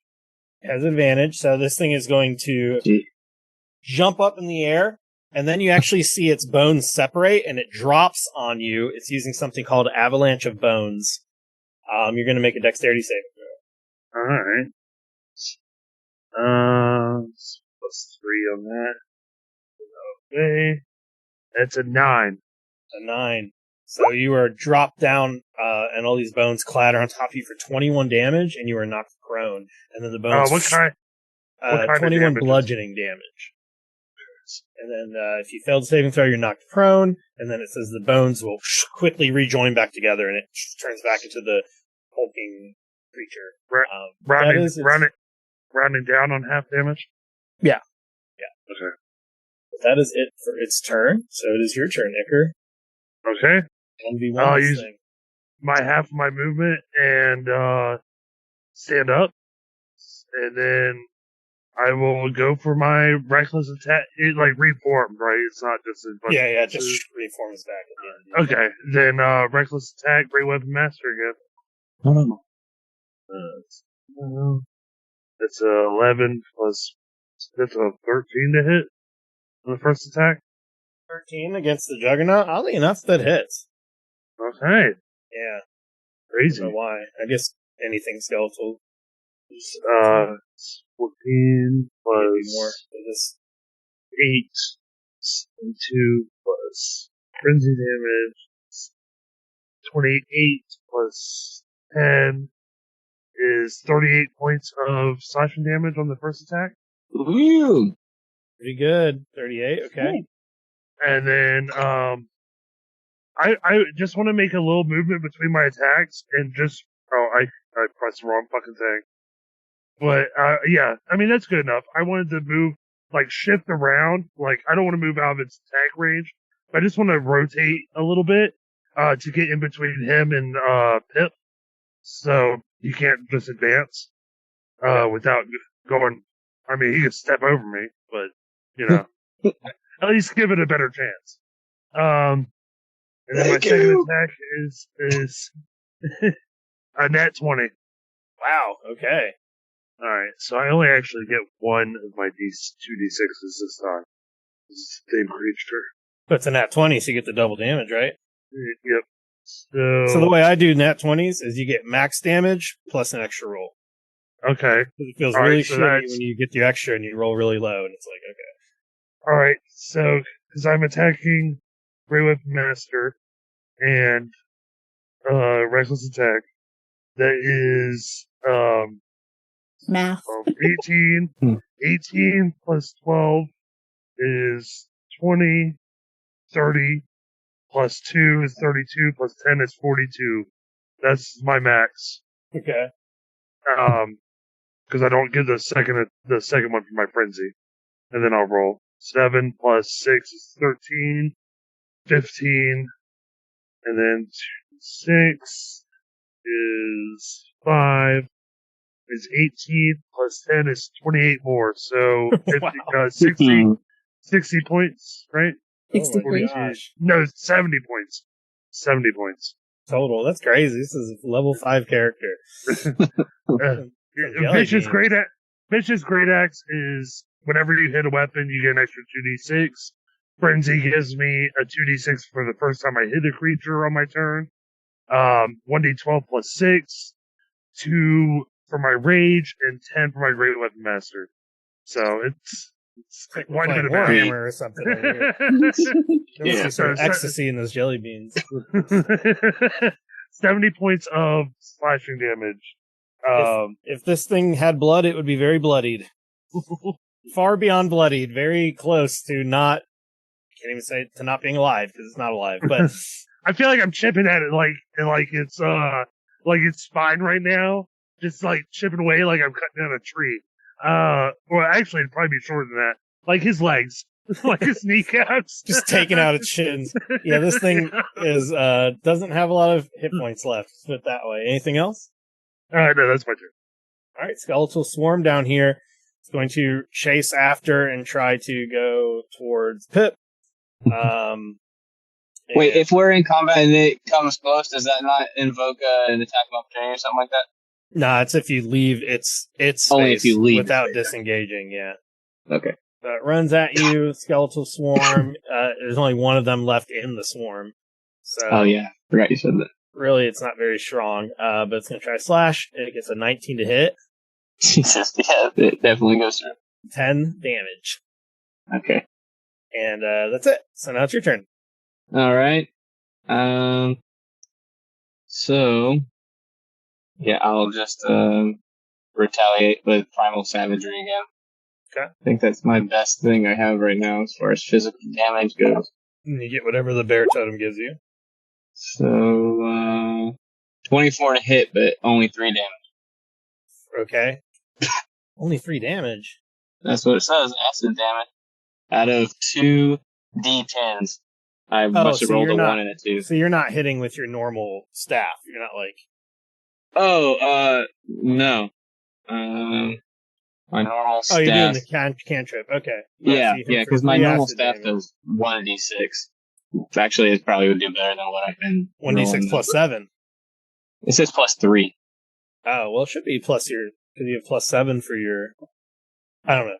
Oh, I know why. Because it's. I'm thinking your wisdom, but it's not your wisdom. It would be your strength or whatever.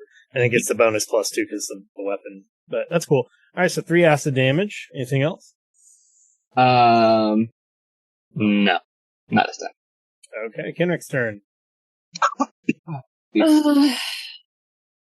I'm going to hit that one lonely fellow. I'll use steady aim again and use my crossbow to hit that single skeleton. Okay, Try to, anyway. 23 to hit. that hits. No damage. There we go. And that is 15 points of damage for it. All right. What's it look like when you destroy this? You know, it's in the sun, so the bones are probably hot. So there's hot singles in your area. It is the walloping arrow, so I think it gives it a bit more punch, and the bones shatter quite a lot more than would be expected from just an arrow. They will no longer threaten any wanderers in these dunes again. Makes you really wonder how much of this sand is just bone dust. You've been breathing in this whole time. Oof. Cool. Yeah, completely destroyed. The only thing left is one of the skeletal swarm, and then the big juggernaut that looks like it's about to collapse upon its own weight in any second. All right. Unfortunately, there's nothing else I can do right now. All right, then it's a skeletal juggernaut. This thing is going to see if it can perhaps actually hit Iker. It doesn't have an advantage this time, does it? It does. Oh, okay. It does. So, multi-attack, 23 to hit for the first one, 19 to hit for the second. You hit me on both of them. All right, so 17 and then 13. So 30 total slashing damage. All right, so 15 total slash. Oh, you take half? I took half damage. All right, yeah. Oh, you got hit. Oh, shit. Time to finish it. It's back to me now. After this Back guy? to you, yep. All right. Again, reckless attack, Great Whip Master, all of the above. It's 17 plus that's 19, or 19 to hit on the first attack. That hits. It's 17 plus 2 is 19, plus 11 is 30, 40 points of magical slashing. That destroys it. As I cleave through its legs, I turn to the one remaining skeleton in the swarm, and I just go, ah! And I run over to it. Just drops down to the ground. This thing falls apart. Some of the bones that just make up like its body are bigger than you are. Like, you just took this thing out no problem. You know, its shoulder blade is probably half the size of your body. Just collapses down to the ground, and that's destroyed. And there's one skeleton left. One skeleton in the skeleton swarm, and it's been injured by acid. All right, and I'm gonna just run up and just over my head, just try and hit it. Again, Great Weapon Master Reckless. That's a 14 to hit. That hits. Okay. It's 14, 16, 17, 19, 29 points of damage. All right, you destroy that one too. Just right through the hip, because I'm only tall enough for that.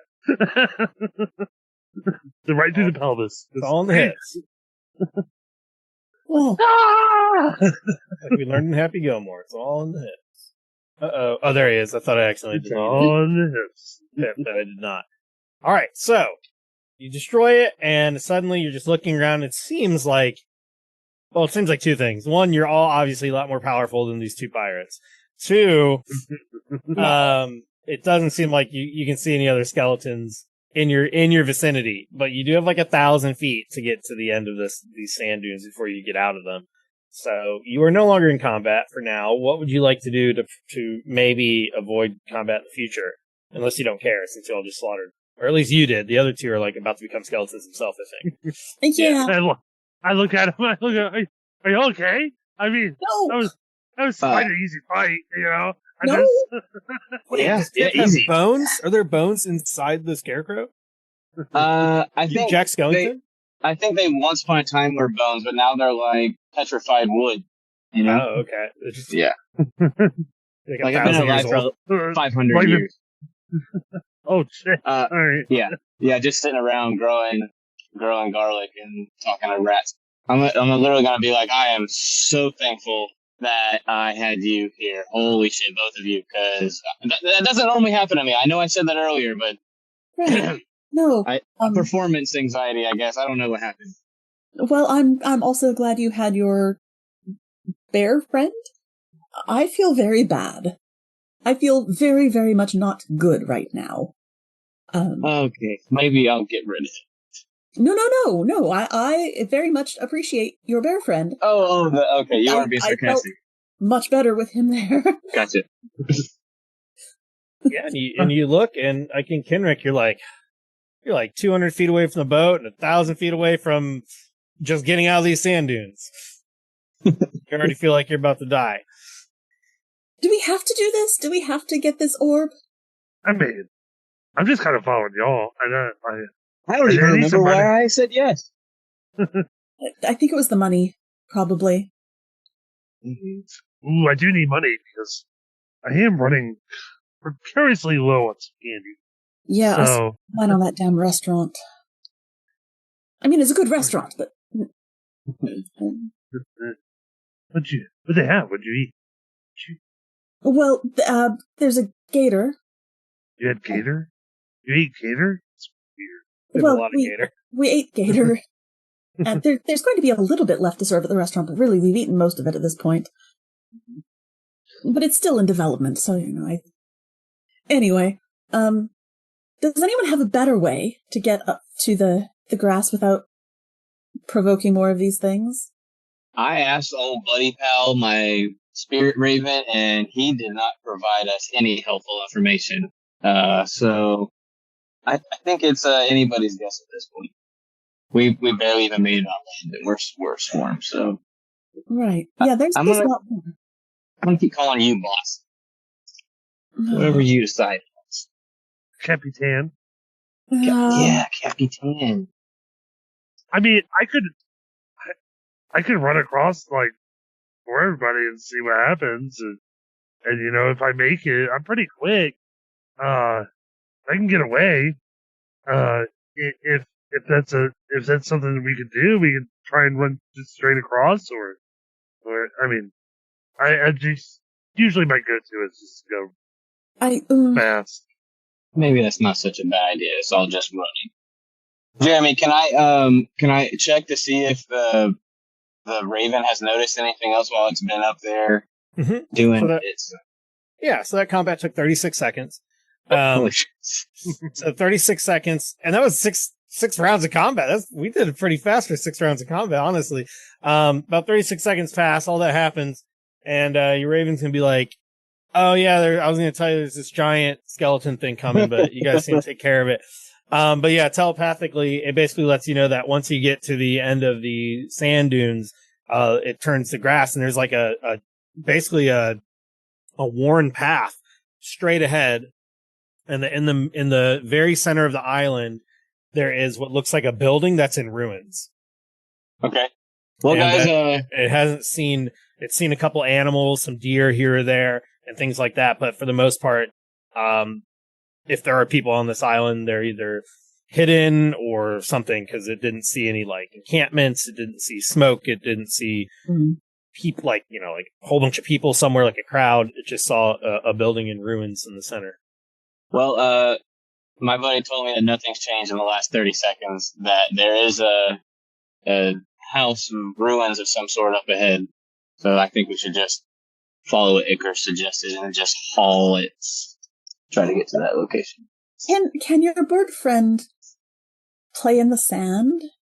See if it will stir up any fun surprises ahead of us? He's usually pretty lazy. I'm not gonna lie, but yeah, I'll see what I can get him to do. And Jeremy, I'll ask if my spirit raven will kind of do like a nosedive swan kamikaze move into an area of sand to see if it sparks something, or maybe he gets close to the sand like a bird would do over water, and tries disrupting bits of it in a straight path from where he is flying towards us. You get what I mean?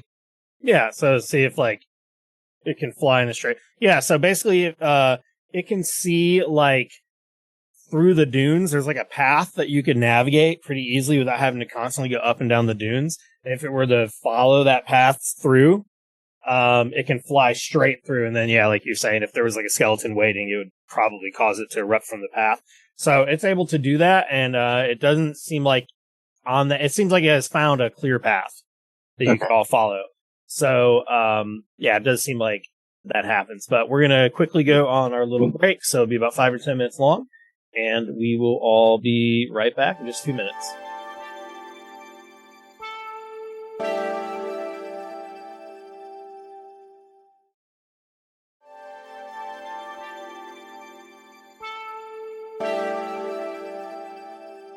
All right. Hello, everybody. We are back. So at this point, we have about an hour left for tonight, and then we'll have another session 2 weeks from now because next week I have something I need to do. So we will come back with part 2 in 2 weeks. But for tonight, we still have 1 hour. So you all finished your fight with these lots and lots of skeletons. You are still right at the very start of the dunes. So, I think some of you are pretty beaten up. How would we like to continue? Or do we want to do any sort of rests? Do we want to say, fuck these clerics and go back to the boat, see what happens? Do we want to, just press ahead? What do we want to do? I mean, I would like to just say fuck these clerics, but we've got a job. I don't suppose anyone has any healing potions hiding in a bag. Did they stock some on the boat? Let's see. I don't have healing potions, but I have healing word spell. I mean, if you happen to heal me, I certainly wouldn't complain. Yeah. I got some jelly beans for you if you want some of those. I mean, I don't know what they'll do for you, but go ahead. I mean, they seem to be working for you, so she'll take one. It's only the blue. It's only the blue ones. Just handfuls. They're always blue? No, this is the ones that I see. One sec, I'll cast a spell. They're very sweet. Stick to my teeth a little. Let's do this one. Bam. That's the best I could do this go. Thank you. As I take a piece of my head, my garlic head, and rip it off, and I kind of just politely rub it on your face, and that allows all the fumes to do its magic. It's like how they say you can put like onions in a bag around your feet or whatever when you're sick, and it'll draw out all the toxins. Totally. Be healed was the actual healing words I said. Is that a group thing? Is that healing word? Is that yeah, you don't need to do it. I just wondering if it's a creature of your choice that you can see within range. I'm good. But I can cast it multiple times. I don't know if it would work on myself either, though. So it's interesting to think about. Are you a creature within range? You should. Argue with the DM. Yeah, how does that work, Jeremy? Does it work for myself as well? Yeah. Mm-hmm. Oh, okay. Yeah, you're. Well, if you need help, if you need some healing, I can do it again. Eric's looks perfectly fine. Okay. Do not worry about him. Well, if we're not going to take some type of rest, then I'm going to do the same spell again, but at the first level on myself, and got 13. So, all of you get healed for 13? No, that was just me. The first time was for Kenrick. The second time was for myself. The first time I did it at second level. The second time I did it at first level. Okay. So yeah, what do you want to do? Well, guys, I feel comfortable enough to keep going. I mean, I don't really care about this quest. I don't even remember why I did it, like I said, but I like the adventure so far, even if I'm not contributing a whole lot yet. Oh, no, you have helped quite a bit. I feel much better. And you said your friend said if we follow this path, we should be okay? Oh, yes. Yeah. We follow this way. Let's just follow them right now. How about that? Yes, let's. And Jeremy, I'm going to ask my little bird to just show us, like, lead the path, or, lead us towards this path ahead. Okay, yeah, not a problem. So you were able to navigate your way through the rest of the dunes. It's, about maybe a quarter to a half a mile to get all the way through them. And following the familiar that's leading the way through, you're able to get to the other side without any complications. As you go, there are other bodies that you've passed on the way that you can see off in the distance. Some of them, I feel like maybe you want to keep your distance from them to not see if they're too skeletal or if they're like recently killed pirates. But there are some that look like maybe more pirates that have been ambushed at some point on the way.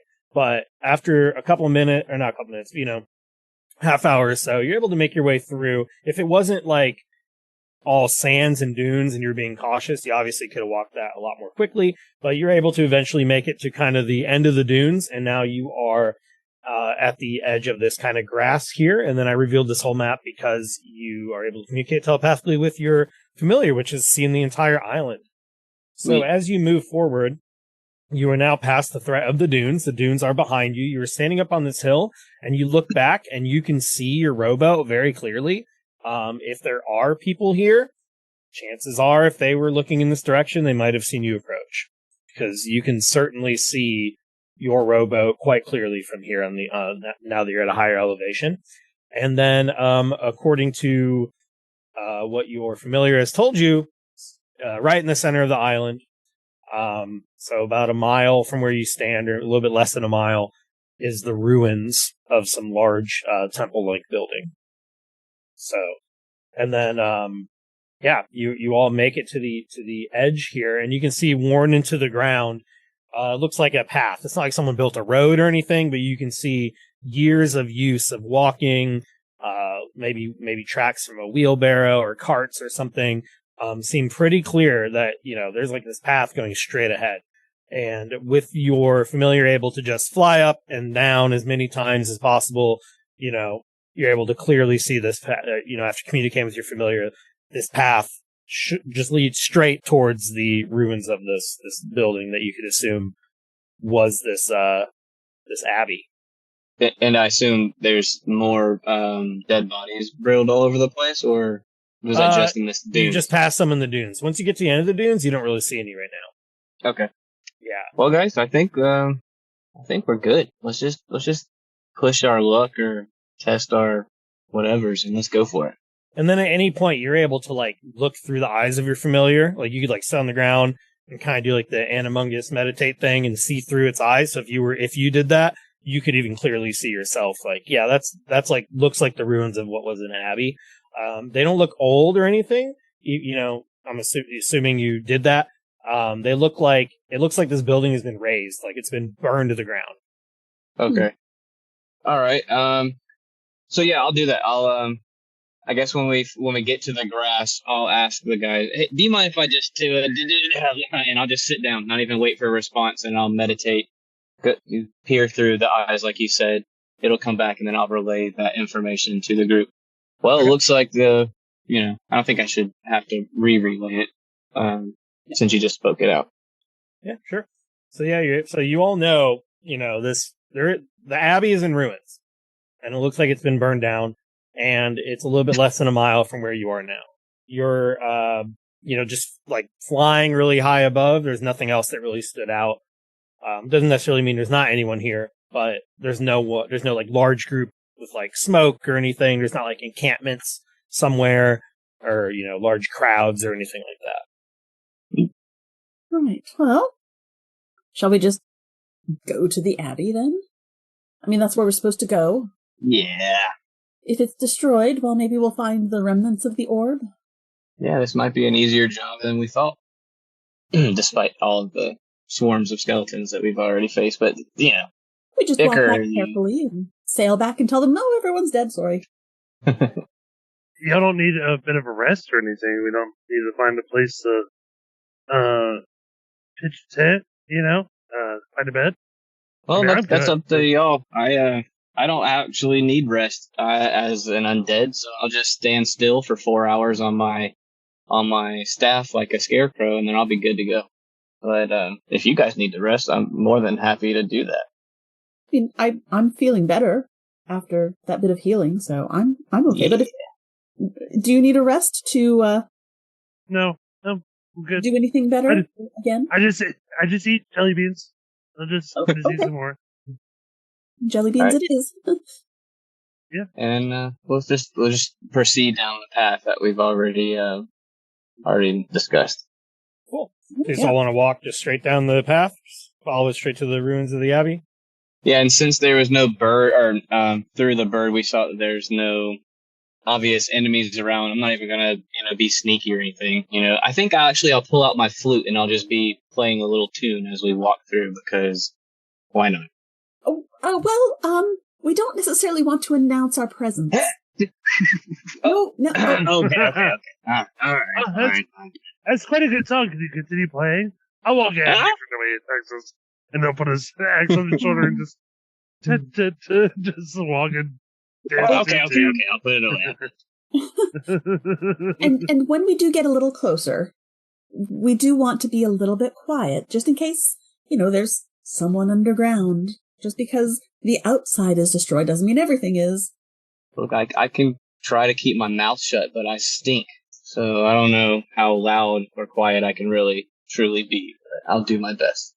I mean, that's all we can ask. It's our best. Okay, so if you all want to walk forward, and you are being, somewhat cautious, and then I'm assuming the closer you get, the more cautious you'll try to be.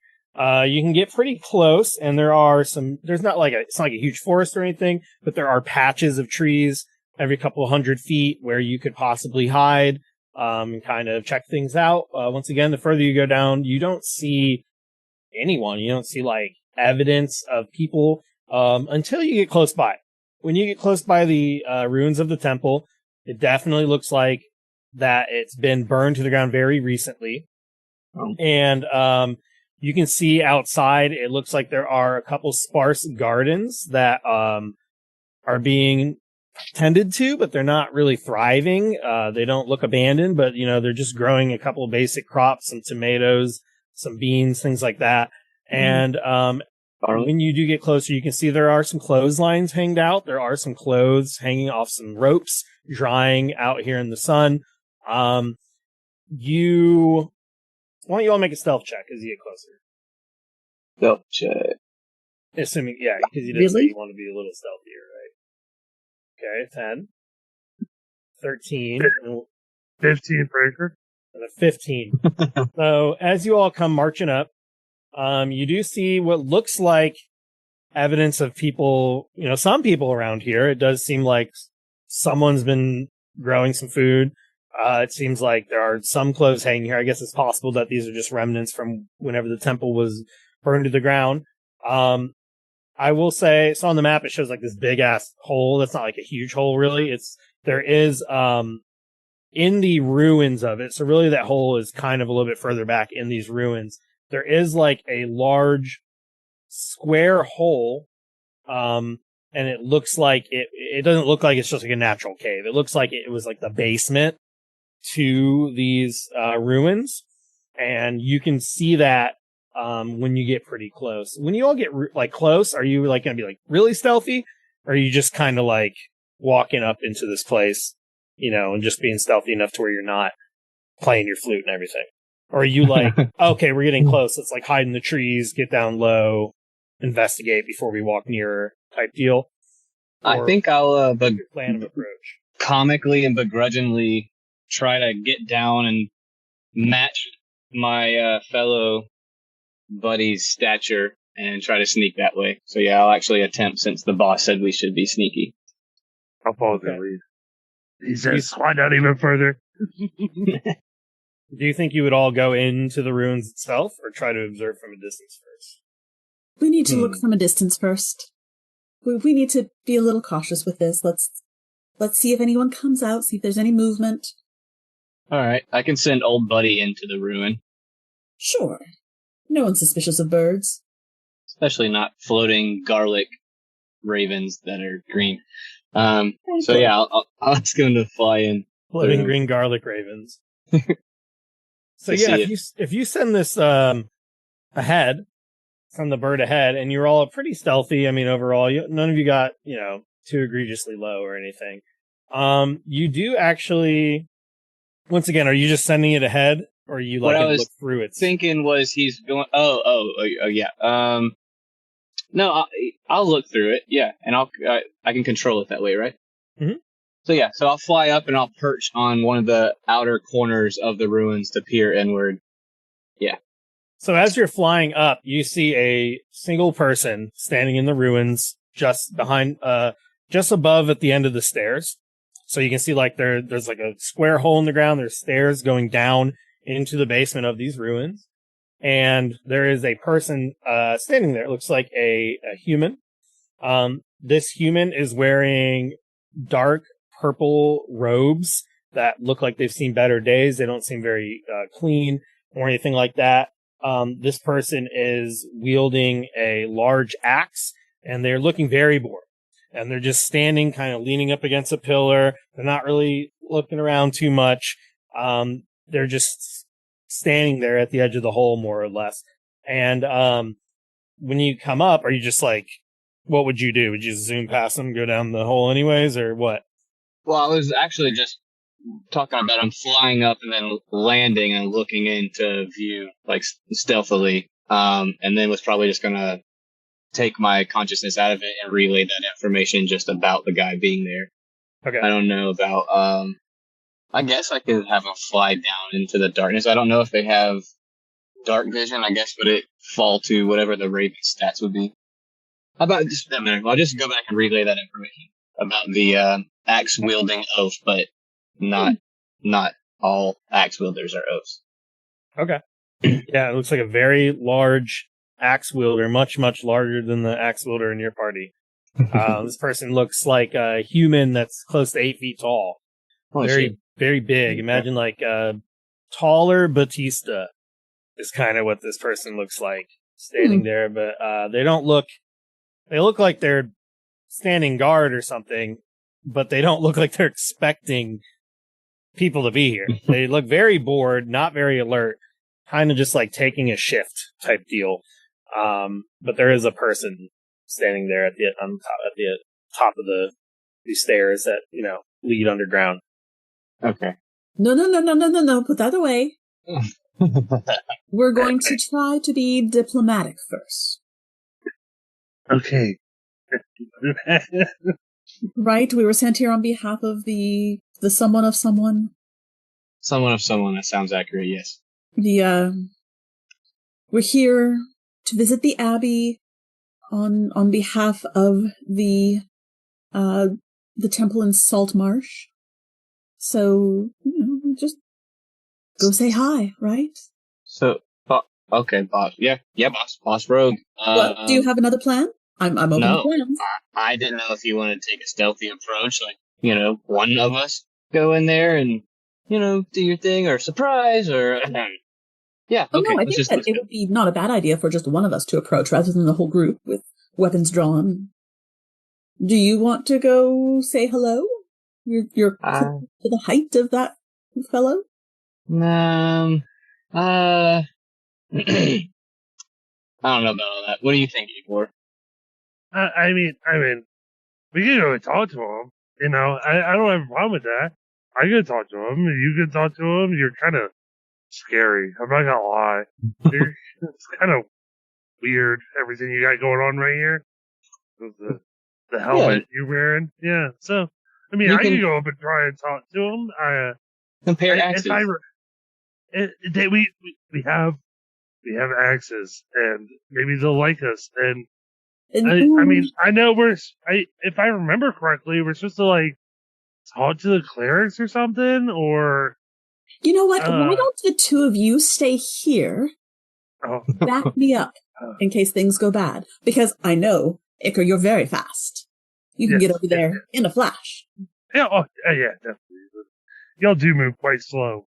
It's kind of frustrating. But yeah, we'll all sneak very quietly, and then I will step onto the road and approach noisily and make myself known and not be hiding. Does that sound reasonable? Okay. Oh yeah, I'm all right with that. Yeah. Okay. No pipes. Yeah, I did like your song though. It was very nice. Thank you. On the way home, we can absolutely play the pipes. Okay. Do you need faster? So, Kenrick, you're going to walk up? Yes, once the other two seem to be as... Yeah, we'll tug away. Yeah, I'm hiding behind this little piece of wall. Okay. Yeah, I'll tuck away somewhere. Yeah. All right. So, Kenrick, you come walking up, and you walk up, and this guy's looking at his axe, and just it looks like staring at the blade, and then you see him like closing one eye and then the other, and he's looks very bored. He's looked like he's doing that thing like kids do where they like change perspective of their eyes by blinking one eye and then the other. He's like seeing how the light reflects off of his axe. He's like just very bored, just doing anything to entertain himself, until he sees you. Hello, good sir. He's gonna stop and go, "Hey, you! Who the hell are you?" I'm Kinrick. I'm here on behalf of the clerics at the Temple of Procan in Saltmarsh. He's gonna immediately yell, "Hey, somebody's here!" Down into the hole. No, stop. Well, yeah, no, I've stopped. I'm not. How did you get here? On a boat. He's gonna pull out his axe and start marching towards you. You don't go anywhere. Stay there. All right. He's going. So he's. Should we He like we get shouted our down weapons? below. You can all hear him yelling. The two of you can hear him yelling from a distance. What do you want here? Well, I was sent by the clerics to see if something happened to your orb. Did someone drop it? Clerics. Yes, clerics. What clerics sent you here? The clerics of Procan. Need some backup up here. We got someone here. He yells again. Do you actually have anyone else down there? They're being quite None of your business. Well, I mean, if you're sending them to me, whatever. How did you get here? You have a boat? Yes. A little rowboat. It was frustrating, to say the least, but we made it. You made it without wrecking the boat? Yes. I have experience sailing. Then your boat is mine! And he's going to run at you and try to attack. And he's just How far away are we? going to try to... You guys are not too far away. This guy's going to swing at you one time. So he's going to get one swing at you. He's attacking almost on sight. As soon as he finds out you have a boat. So he's going to come and swing at you. And, he's not very kind. I'm 22 to hit. I'm going to dodge. So that attack is going to be with disadvantage. Disadvantage, so it's a 22 and a 20. It still hits, damn it. So he hits you for 9 damage.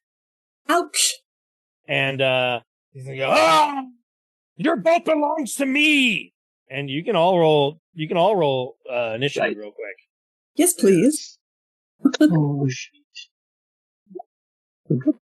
What I get? 13. 13. Aker really cares about Oh, I got this party that he's with, and he just critted his initiative roll. Ooh. 23. So this guy, you said a 23? Yeah. Okay. 23 is definitely very good. Trying to see how I should even do this. So, there's this guy. That's not what he looks like. I was about to say, what? It shows the Dragonborn. He's not a Dragonborn. That's just what this type of stat block shows in the player's hand or in the monster manual for some reason. But he's a human. One of those lizards with a fucking head like this. Damn. Yeah, so we'll just do this little thing, kind of theater of the mind-ish. So you said you got a crit on your initiative roll? Okay. I did. And then Pip got a 19. Kenrick got a 13. Let's see what this person gets. They're going to get a 4. And then the people that he yelled to, assuming there are actually people, we'll find out. But yeah, that starts off immediately with Iker. So Iker, what are you going to do? I mean, I think you all kind of hid pretty nearby, and you have 60 feet of movement, so you can get to him within one turn easily. Okay, then I'll run up to him and just start screaming as he's running. He's like, ah! Axe over his head, and he's gonna roll into attack recklessly and Great Whip Master. That is a 18 plus, and that's a dirty 20. All right, that'll hit. Okay.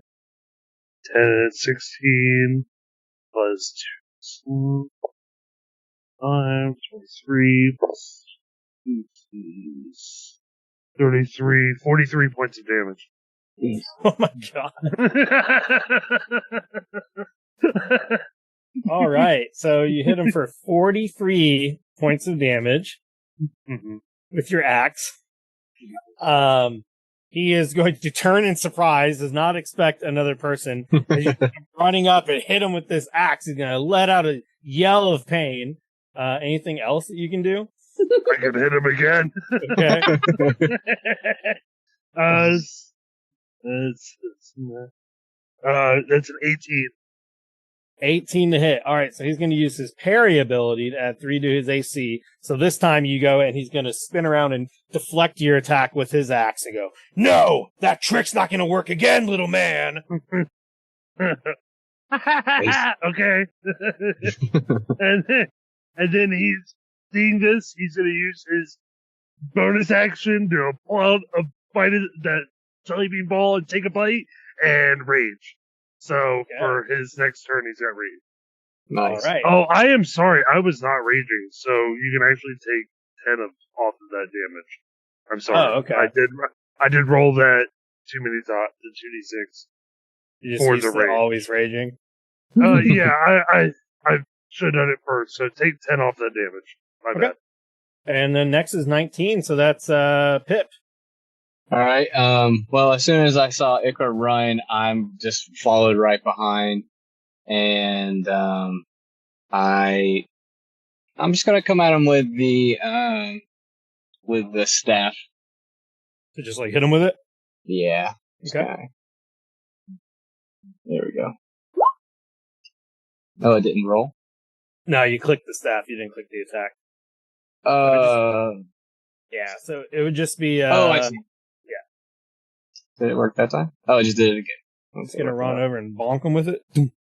Yeah. I was honestly expecting Ikra to just kill him in one go. So I already pulled out the staff just expecting to, try to take some of the prestige of the kill by not actually doing anything. So what's your strength bonus?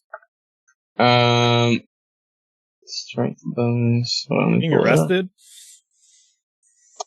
I just a +1, and I rolled a 5. Did it not pull up on your? I don't see it. No. So 5 plus your efficiency would be +3, so that's 8. Plus the 1 would be 9, and that's a +2 staff. So you rolled an 11. So the 11 is not enough to break his AC.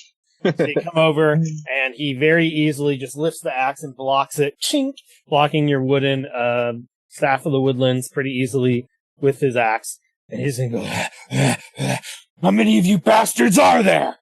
And he's like literally seething at the mouth. Anything else? Is your familiar still out? Yeah, he's still out. He's sitting perched up on top of the ruins still. So cool thing, familiar cannot attack. However, they can take action, and that action can be help. So you can have them help, and then that gives you advantage. So for next turn. Yeah, so you can have him you can say oh, he's going to help me by fly down to distract him, and then you'll get advantage on your attack or whatever. Okay. Yeah. Cool. All right. Cool. All right. Yeah, that'll be come on.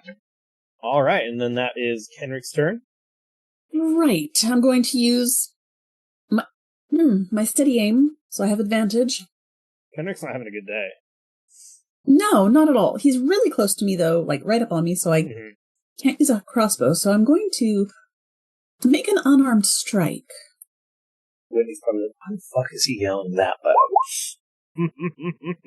Oh, and that's a nat 20 with my advantage for 23. Ooh, that's perfect. So that is going to be 1d4 piercing damage. But because it's a nat 20, do I get 4 plus 3 is 7? Yeah. So I heal 7 points as I suck the life out of him. Okay. Nice. And I guess I also get my sneak attack for that, don't I? Yeah, you definitely have 2 of your allies right next to him, so. Where is my... Don't you have innate spider climb? I do. Okay, so there's my sneak attack. Run up walls and shit. Another 14 points of damage for the sneak attack of it. Do you gain that back too? I don't think so. It's just the piercing damage that I get hit points from. Okay.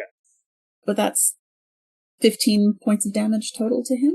No, more than that. 14 plus 3, 17 points of damage to him.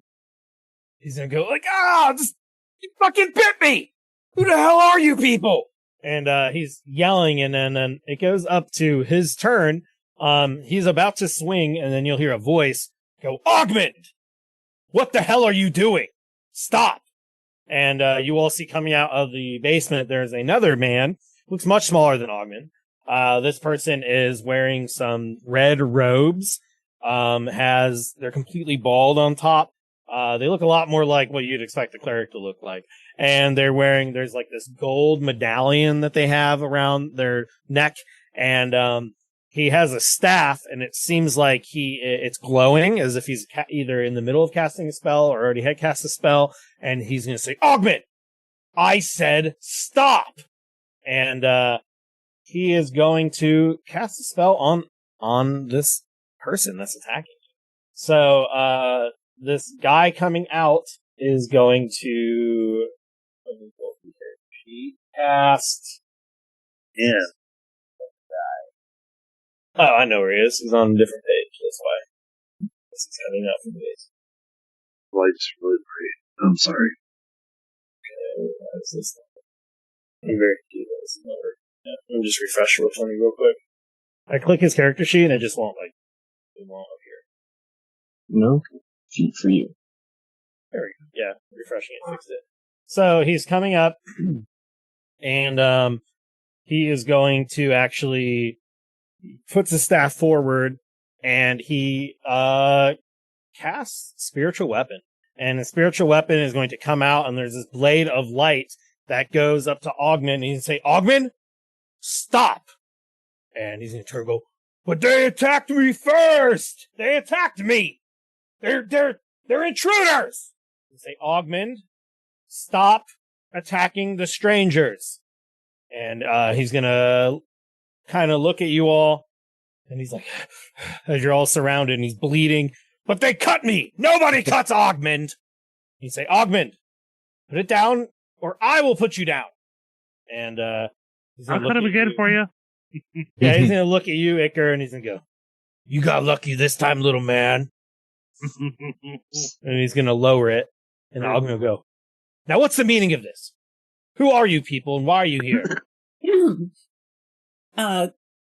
Kinrick is going to carefully wipe her mouth before turning around. We were sent by the clerics at Saltmarsh to see what has happened with you, to see if you broke your orb, if you're all okay, if there's any problems. Our orb? Yes, What do you mean, our orb? The communication with the clerics at the Temple of Procan in Saltmarsh. They said you have an orb that you speak to them with. Ah, that orb. He'll kind of adjust. You see him pull his cloak shut, kind of a little bit, cross his arms.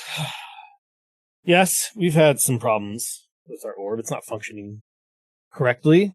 But who are you? You don't look like you came from the temple in Saltmarsh. Well, no, they're not adventurers. They don't travel. They hire out for that sort of thing. So you were hired by them. Yes. And what's this guy's deal? And he points over at at Pip. Also was hired? What the boss said. Oh, it talks. Okay. I thought He talks. he talks. Yeah. Sure. His name is Pip. Pip, the piper. And I'll pull up my pipe and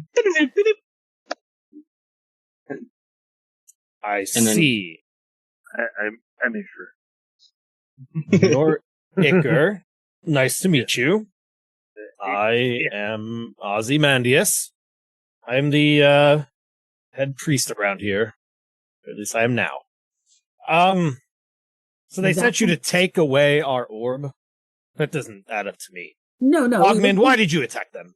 We weren't sent to take it away. We were sent to check on it. They stopped being able to communicate with you. They were worried. Where are all three of you from? So Kenrick, I know you are from all over. You've been to Saltmarsh quite often. Where is Pip and Iker from? Are you from this area? good. No, you go first. With the red light you put on, Jedi, it just looks like you're blushing immensely when you lean forward. No, I mean, it doesn't bother me. It's just... I'll turn the blue. It's like blue and pink. okay. So I'll turn the blue more towards me. So, Pip doesn't remember where he's from because he died 500 years ago. So he's just been kind of staying around the area that we just came from for the last 100 years or so. Off alone in the woods, growing wild garlic. Near Saltmarsh? Yeah, near Saltmarsh, yeah. How do you feel about turnips? We don't speak about turnips. Oh, okay, because there's a turnip farmer in the area. I didn't know if you were responsible for the blight on his lands. That's from a previous episode that listeners might appreciate. That's why we don't discuss these matters. Oh. So, and then you said Icarus from where? Far away? Icarus from, I just rolled for it. He's from Tethir. Okay. That's where he's from, Tethir. Wherever that is. Henrik, make a religion check. Since you seem to be from this area. I mean, Pip could, but if Pip doesn't travel into Saltmarsh very often, I don't know if it would make sense. You said it's called Tithir? Tithir. It's a large populous kingdom in the southwest of Beirut. Okay. Between and Kalimshan. It's a haughty nobility land-based status area. A diverse population. Elves wield in the Wheelhath Forest, halflings and dwarves. I'm kind of there. He's kind of like a fake. He's like a fake creature, to be honest. But we'll just say there. What'd you get on your religion check, Henrik? That is another nat 20 for 22. So, this person does look like a cleric. They don't look like a cleric of Crocon. In fact, with a nat 20, and the way that glimpse of that medallion you saw before, this person kind of covered it up nonchalantly. Looks like more like a cultist of Tiamat to you. Oh, fun. Oh, lovely. Ozymandias will be. So were sent here to check on us. Right. Well, as you can see, we've had our troubles, pointing to the raised temple grounds he's standing in. Clearly. But I assure you everything is fine. Well, great. Everything except the fact that we don't have any way to communicate to our brethren in Saltmarsh, nor any way to escape this island. How did you all get here? Before he can even answer, Ogman's go, they said they have a boat! They said they have a boat! That's interesting. You have a boat. Wonderful. Yeah. I assume you would like to use our boat. Well, I won't be abandoning my parish anytime soon, but some of my brothers downstairs could probably afford to send some of them out, for supplies, communications. If you were so willing to give us a ride, of course. Oh, well, why wouldn't we? Well, because it's a small boat. It's a small boat. It is a small boat. He's got a point. But that's okay. We can take one or two with us. That would be fine.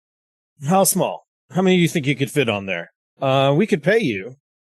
Honestly, probably only one or two. It barely fit.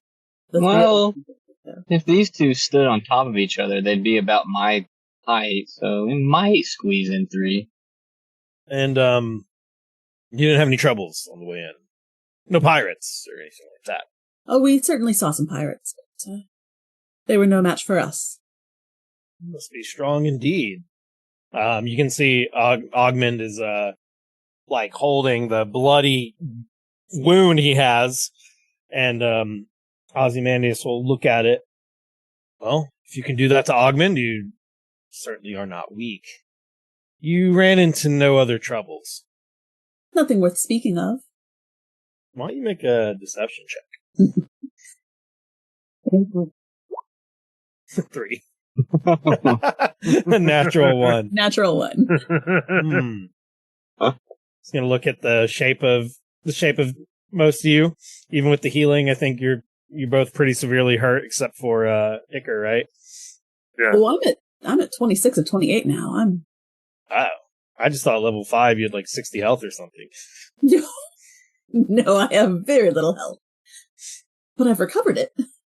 Yeah, 33 of 53. And you all came up from the dunes. Of course. Where else would we come up? That's Not true. really feeling like climbing the cliffs. Yes, this island is quite impregnable. That's why we like it. We get to keep to ourselves out here. Mm-hmm. So the pirates come and bother us. You know, there's a time when, well, it's a time when they would work with us, bring us supplies in the lot. We didn't really mind too much that they were pirates because they never committed any piracy against us. And Well, because you're not on a ship, so... That's true. Until recently, as you can see, they turned on us, burned this place to the ground, and now we've been forced to live in the basement on what sparse supplies we have. A man gets sick of eating beans and rice every day. He's pointing over to this and tomatoes to the small garden. Do you have any food? You can have some garlic of mine if you'd like. But I warn you, it's not typical garlic.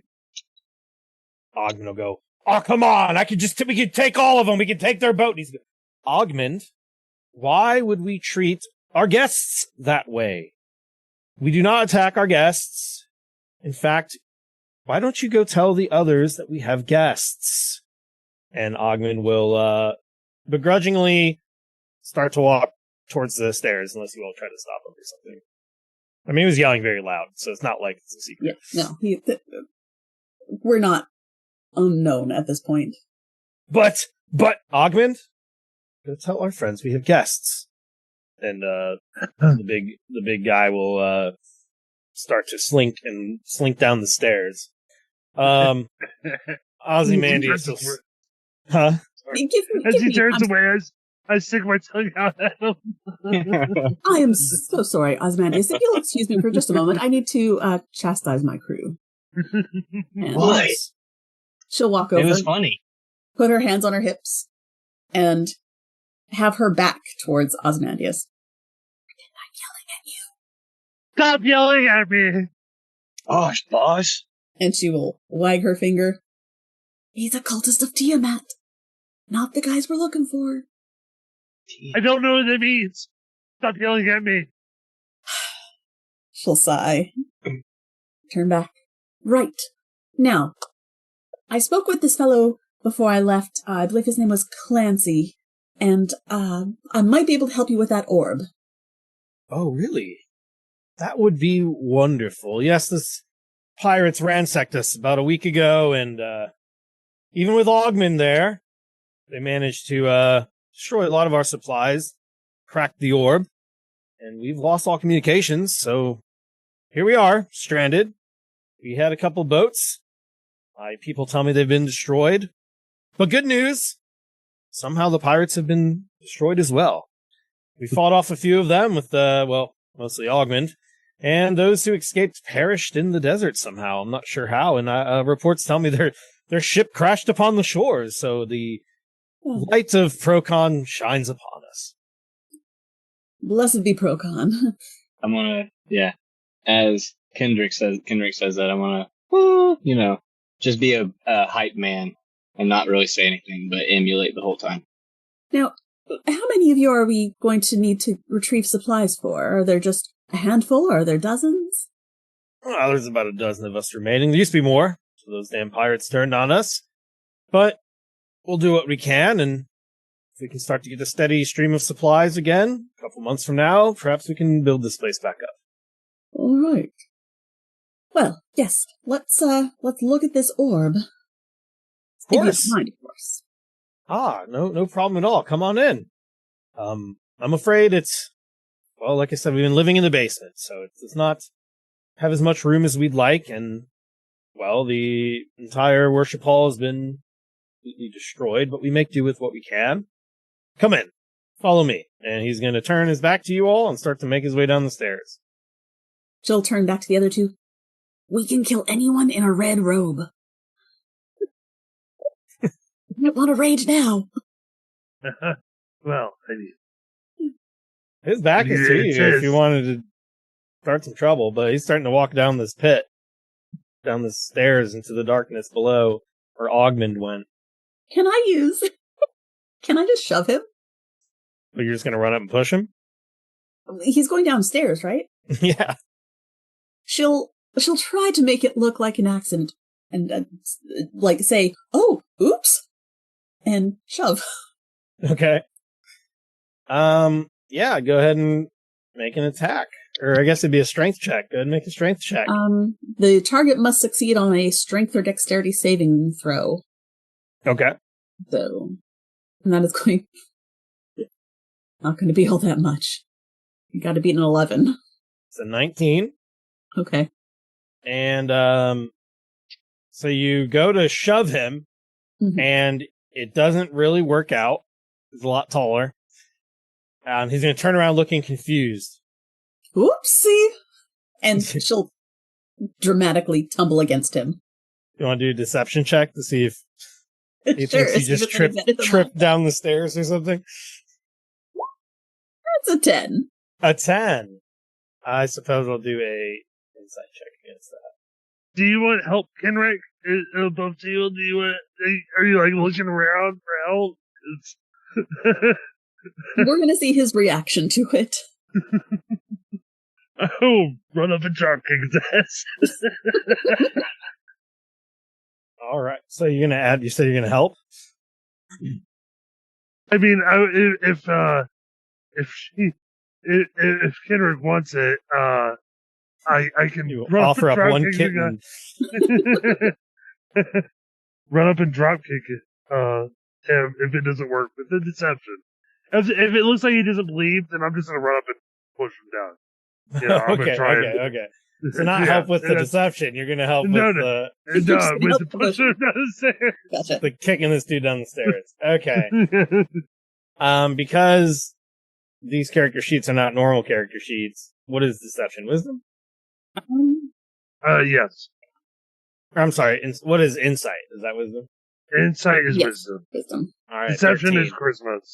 So he's gonna turn and go. It certainly didn't seem like you just fell. And I run up and drop kick him. drop kick him? Okay. Are you going to do an attack or are you going to do a shove? I'm going to do a shove. All right. So I guess he'll make it. It's another strength save then, right? From and it's versus your strength, with Icar's strength plus proficiency. This time it's a 9. Oh, okay.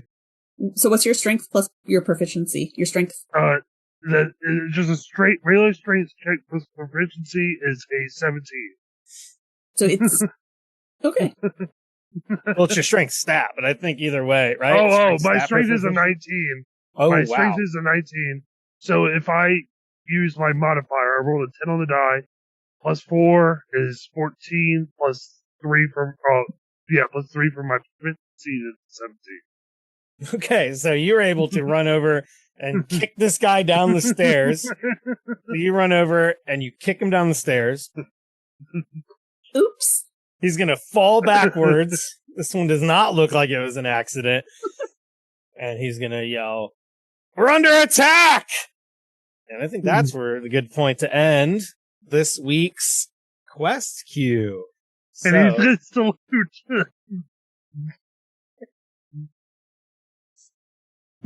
you drop kick him down the stairs. Boom. That's great. Oh my gosh. Oh. So thank you everyone for tuning in this week. As I mentioned earlier, if you missed the top of the show, I have something I need to do next Friday, so we will not be back next Friday. However, the following Friday we will return. So on the 24th, we will be back for part 2 of this adventure. I believe that should be all it takes to completely finish this one. We made some pretty good time today, so thank you all for tuning in. We can go ahead and do some plugs around the table here, so we can all plug some things that we'd like you all to know about. As always, I am Jeremy. I'm the DM of this. I am also, usually the DM of this, sometimes Adam or whoever else I can convince. But I'm also the DM of Eclipse. So if you haven't listened to Eclipse, that is a sci-fi fantasy D&D podcast. You should check it out. We're really proud of it. Put a lot of work into it, and we've actually been releasing it on time for like the last 3 months in a row. So we've been doing good job. On top of that, I also want to plug just the Discord. If you have not joined the Majestic Goose Discord, you should go ahead and do that. I believe it's bit.ly/one-shot Discord. I think that's right. If not, you can always go to any of our podcasts on the whole network, and we have a link in the show notes where you can join the Discord. It also looks like right now, if you look in our stream chat, you can click that link and join Discord. You can hang out with us, play board games with us, video games with us, D&D with us. Hey, you can even be on this show with us and play some Quest Queue. But that is all I'm going to plug myself. We'll go ahead and go down to Danny next. All right. Well, you can also find me hanging out on Eclipse. I play Whiskey there. You can also find me running Crits and Knits. We're on the Crits and Knits Twitch stream. We do that every other Wednesday. We're up this coming week. But even sooner than that, tomorrow, I'm going to be running a meme of the month where we take a ridiculous meme and have an even more ridiculous game about it. Jeremy will be joining us there, along with a couple of other folks, including someone from another one of these Quest Queues. I keep getting it wrong. That will be tomorrow on Majestic Goose at 8 p.m. Eastern, so join us for a whole bunch of chaos. All right, we'll go to Drew / a nosebleed. So, my name's Drew. It's actually a nosebleed, just trying to be, edgy. You can find me on all socials there, but I just started up again. I'm a freelance illustrator and character designer, so if you need artwork for tabletop characters or anything like that, just hit me up on social media. You can also go by my website. I have products and things available at www.lenightparade.com. So just give me a follow. I greatly appreciate it. Small artists need all the help they can, especially starting out. So. And also, Drew's the one that did the art for Roll for Weird. So or for the character art at least. So if you liked that character art, that was a nosebleed here that did that. And that is for those that are listening on the podcast only at ANOZBLEED on Instagram. So make sure you're checking that out. Anything else, Drew? No, just Instagram, Kara, and appreciate it. Thanks for having me on here. All right, Jedi. Well, I don't necessarily have a whole lot to promote. But if you would like to join a gaming server, adults, everybody's like mid-20s or up to their 40s. If you would like to join a gaming D&D server, we run D&D games and play video games on every console. You can join through Majestic Goose. You can find me, but we're called The Nexus. It's an adults 18 up only. No explicit content or anything like that, but we are just adults who like to game and play D&D. So if you would like to come hang out, join through the Majestic Goose Network and find me, Jedi, Salty Jedi, or motherfucking Jedi. So reach out to me and I'll get you an invite. Thank you. All right. Well, thank you all for tuning in, and we will be back 2 weeks from today to finish up this adventure. So I hope you all enjoyed this week's Quest Queue. Bye, everybody.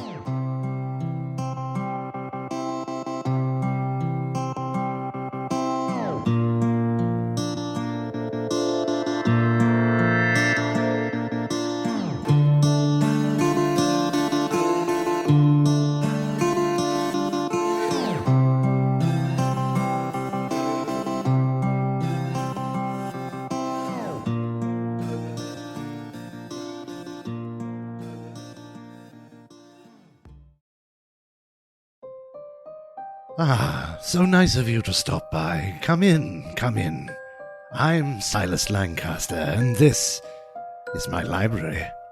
Within these tomes you will find tales of monsters, both figurative and literal. Tales to make the strongest of us blanch in fear. Such stories are dangerous, and consumption must be strictly rationed.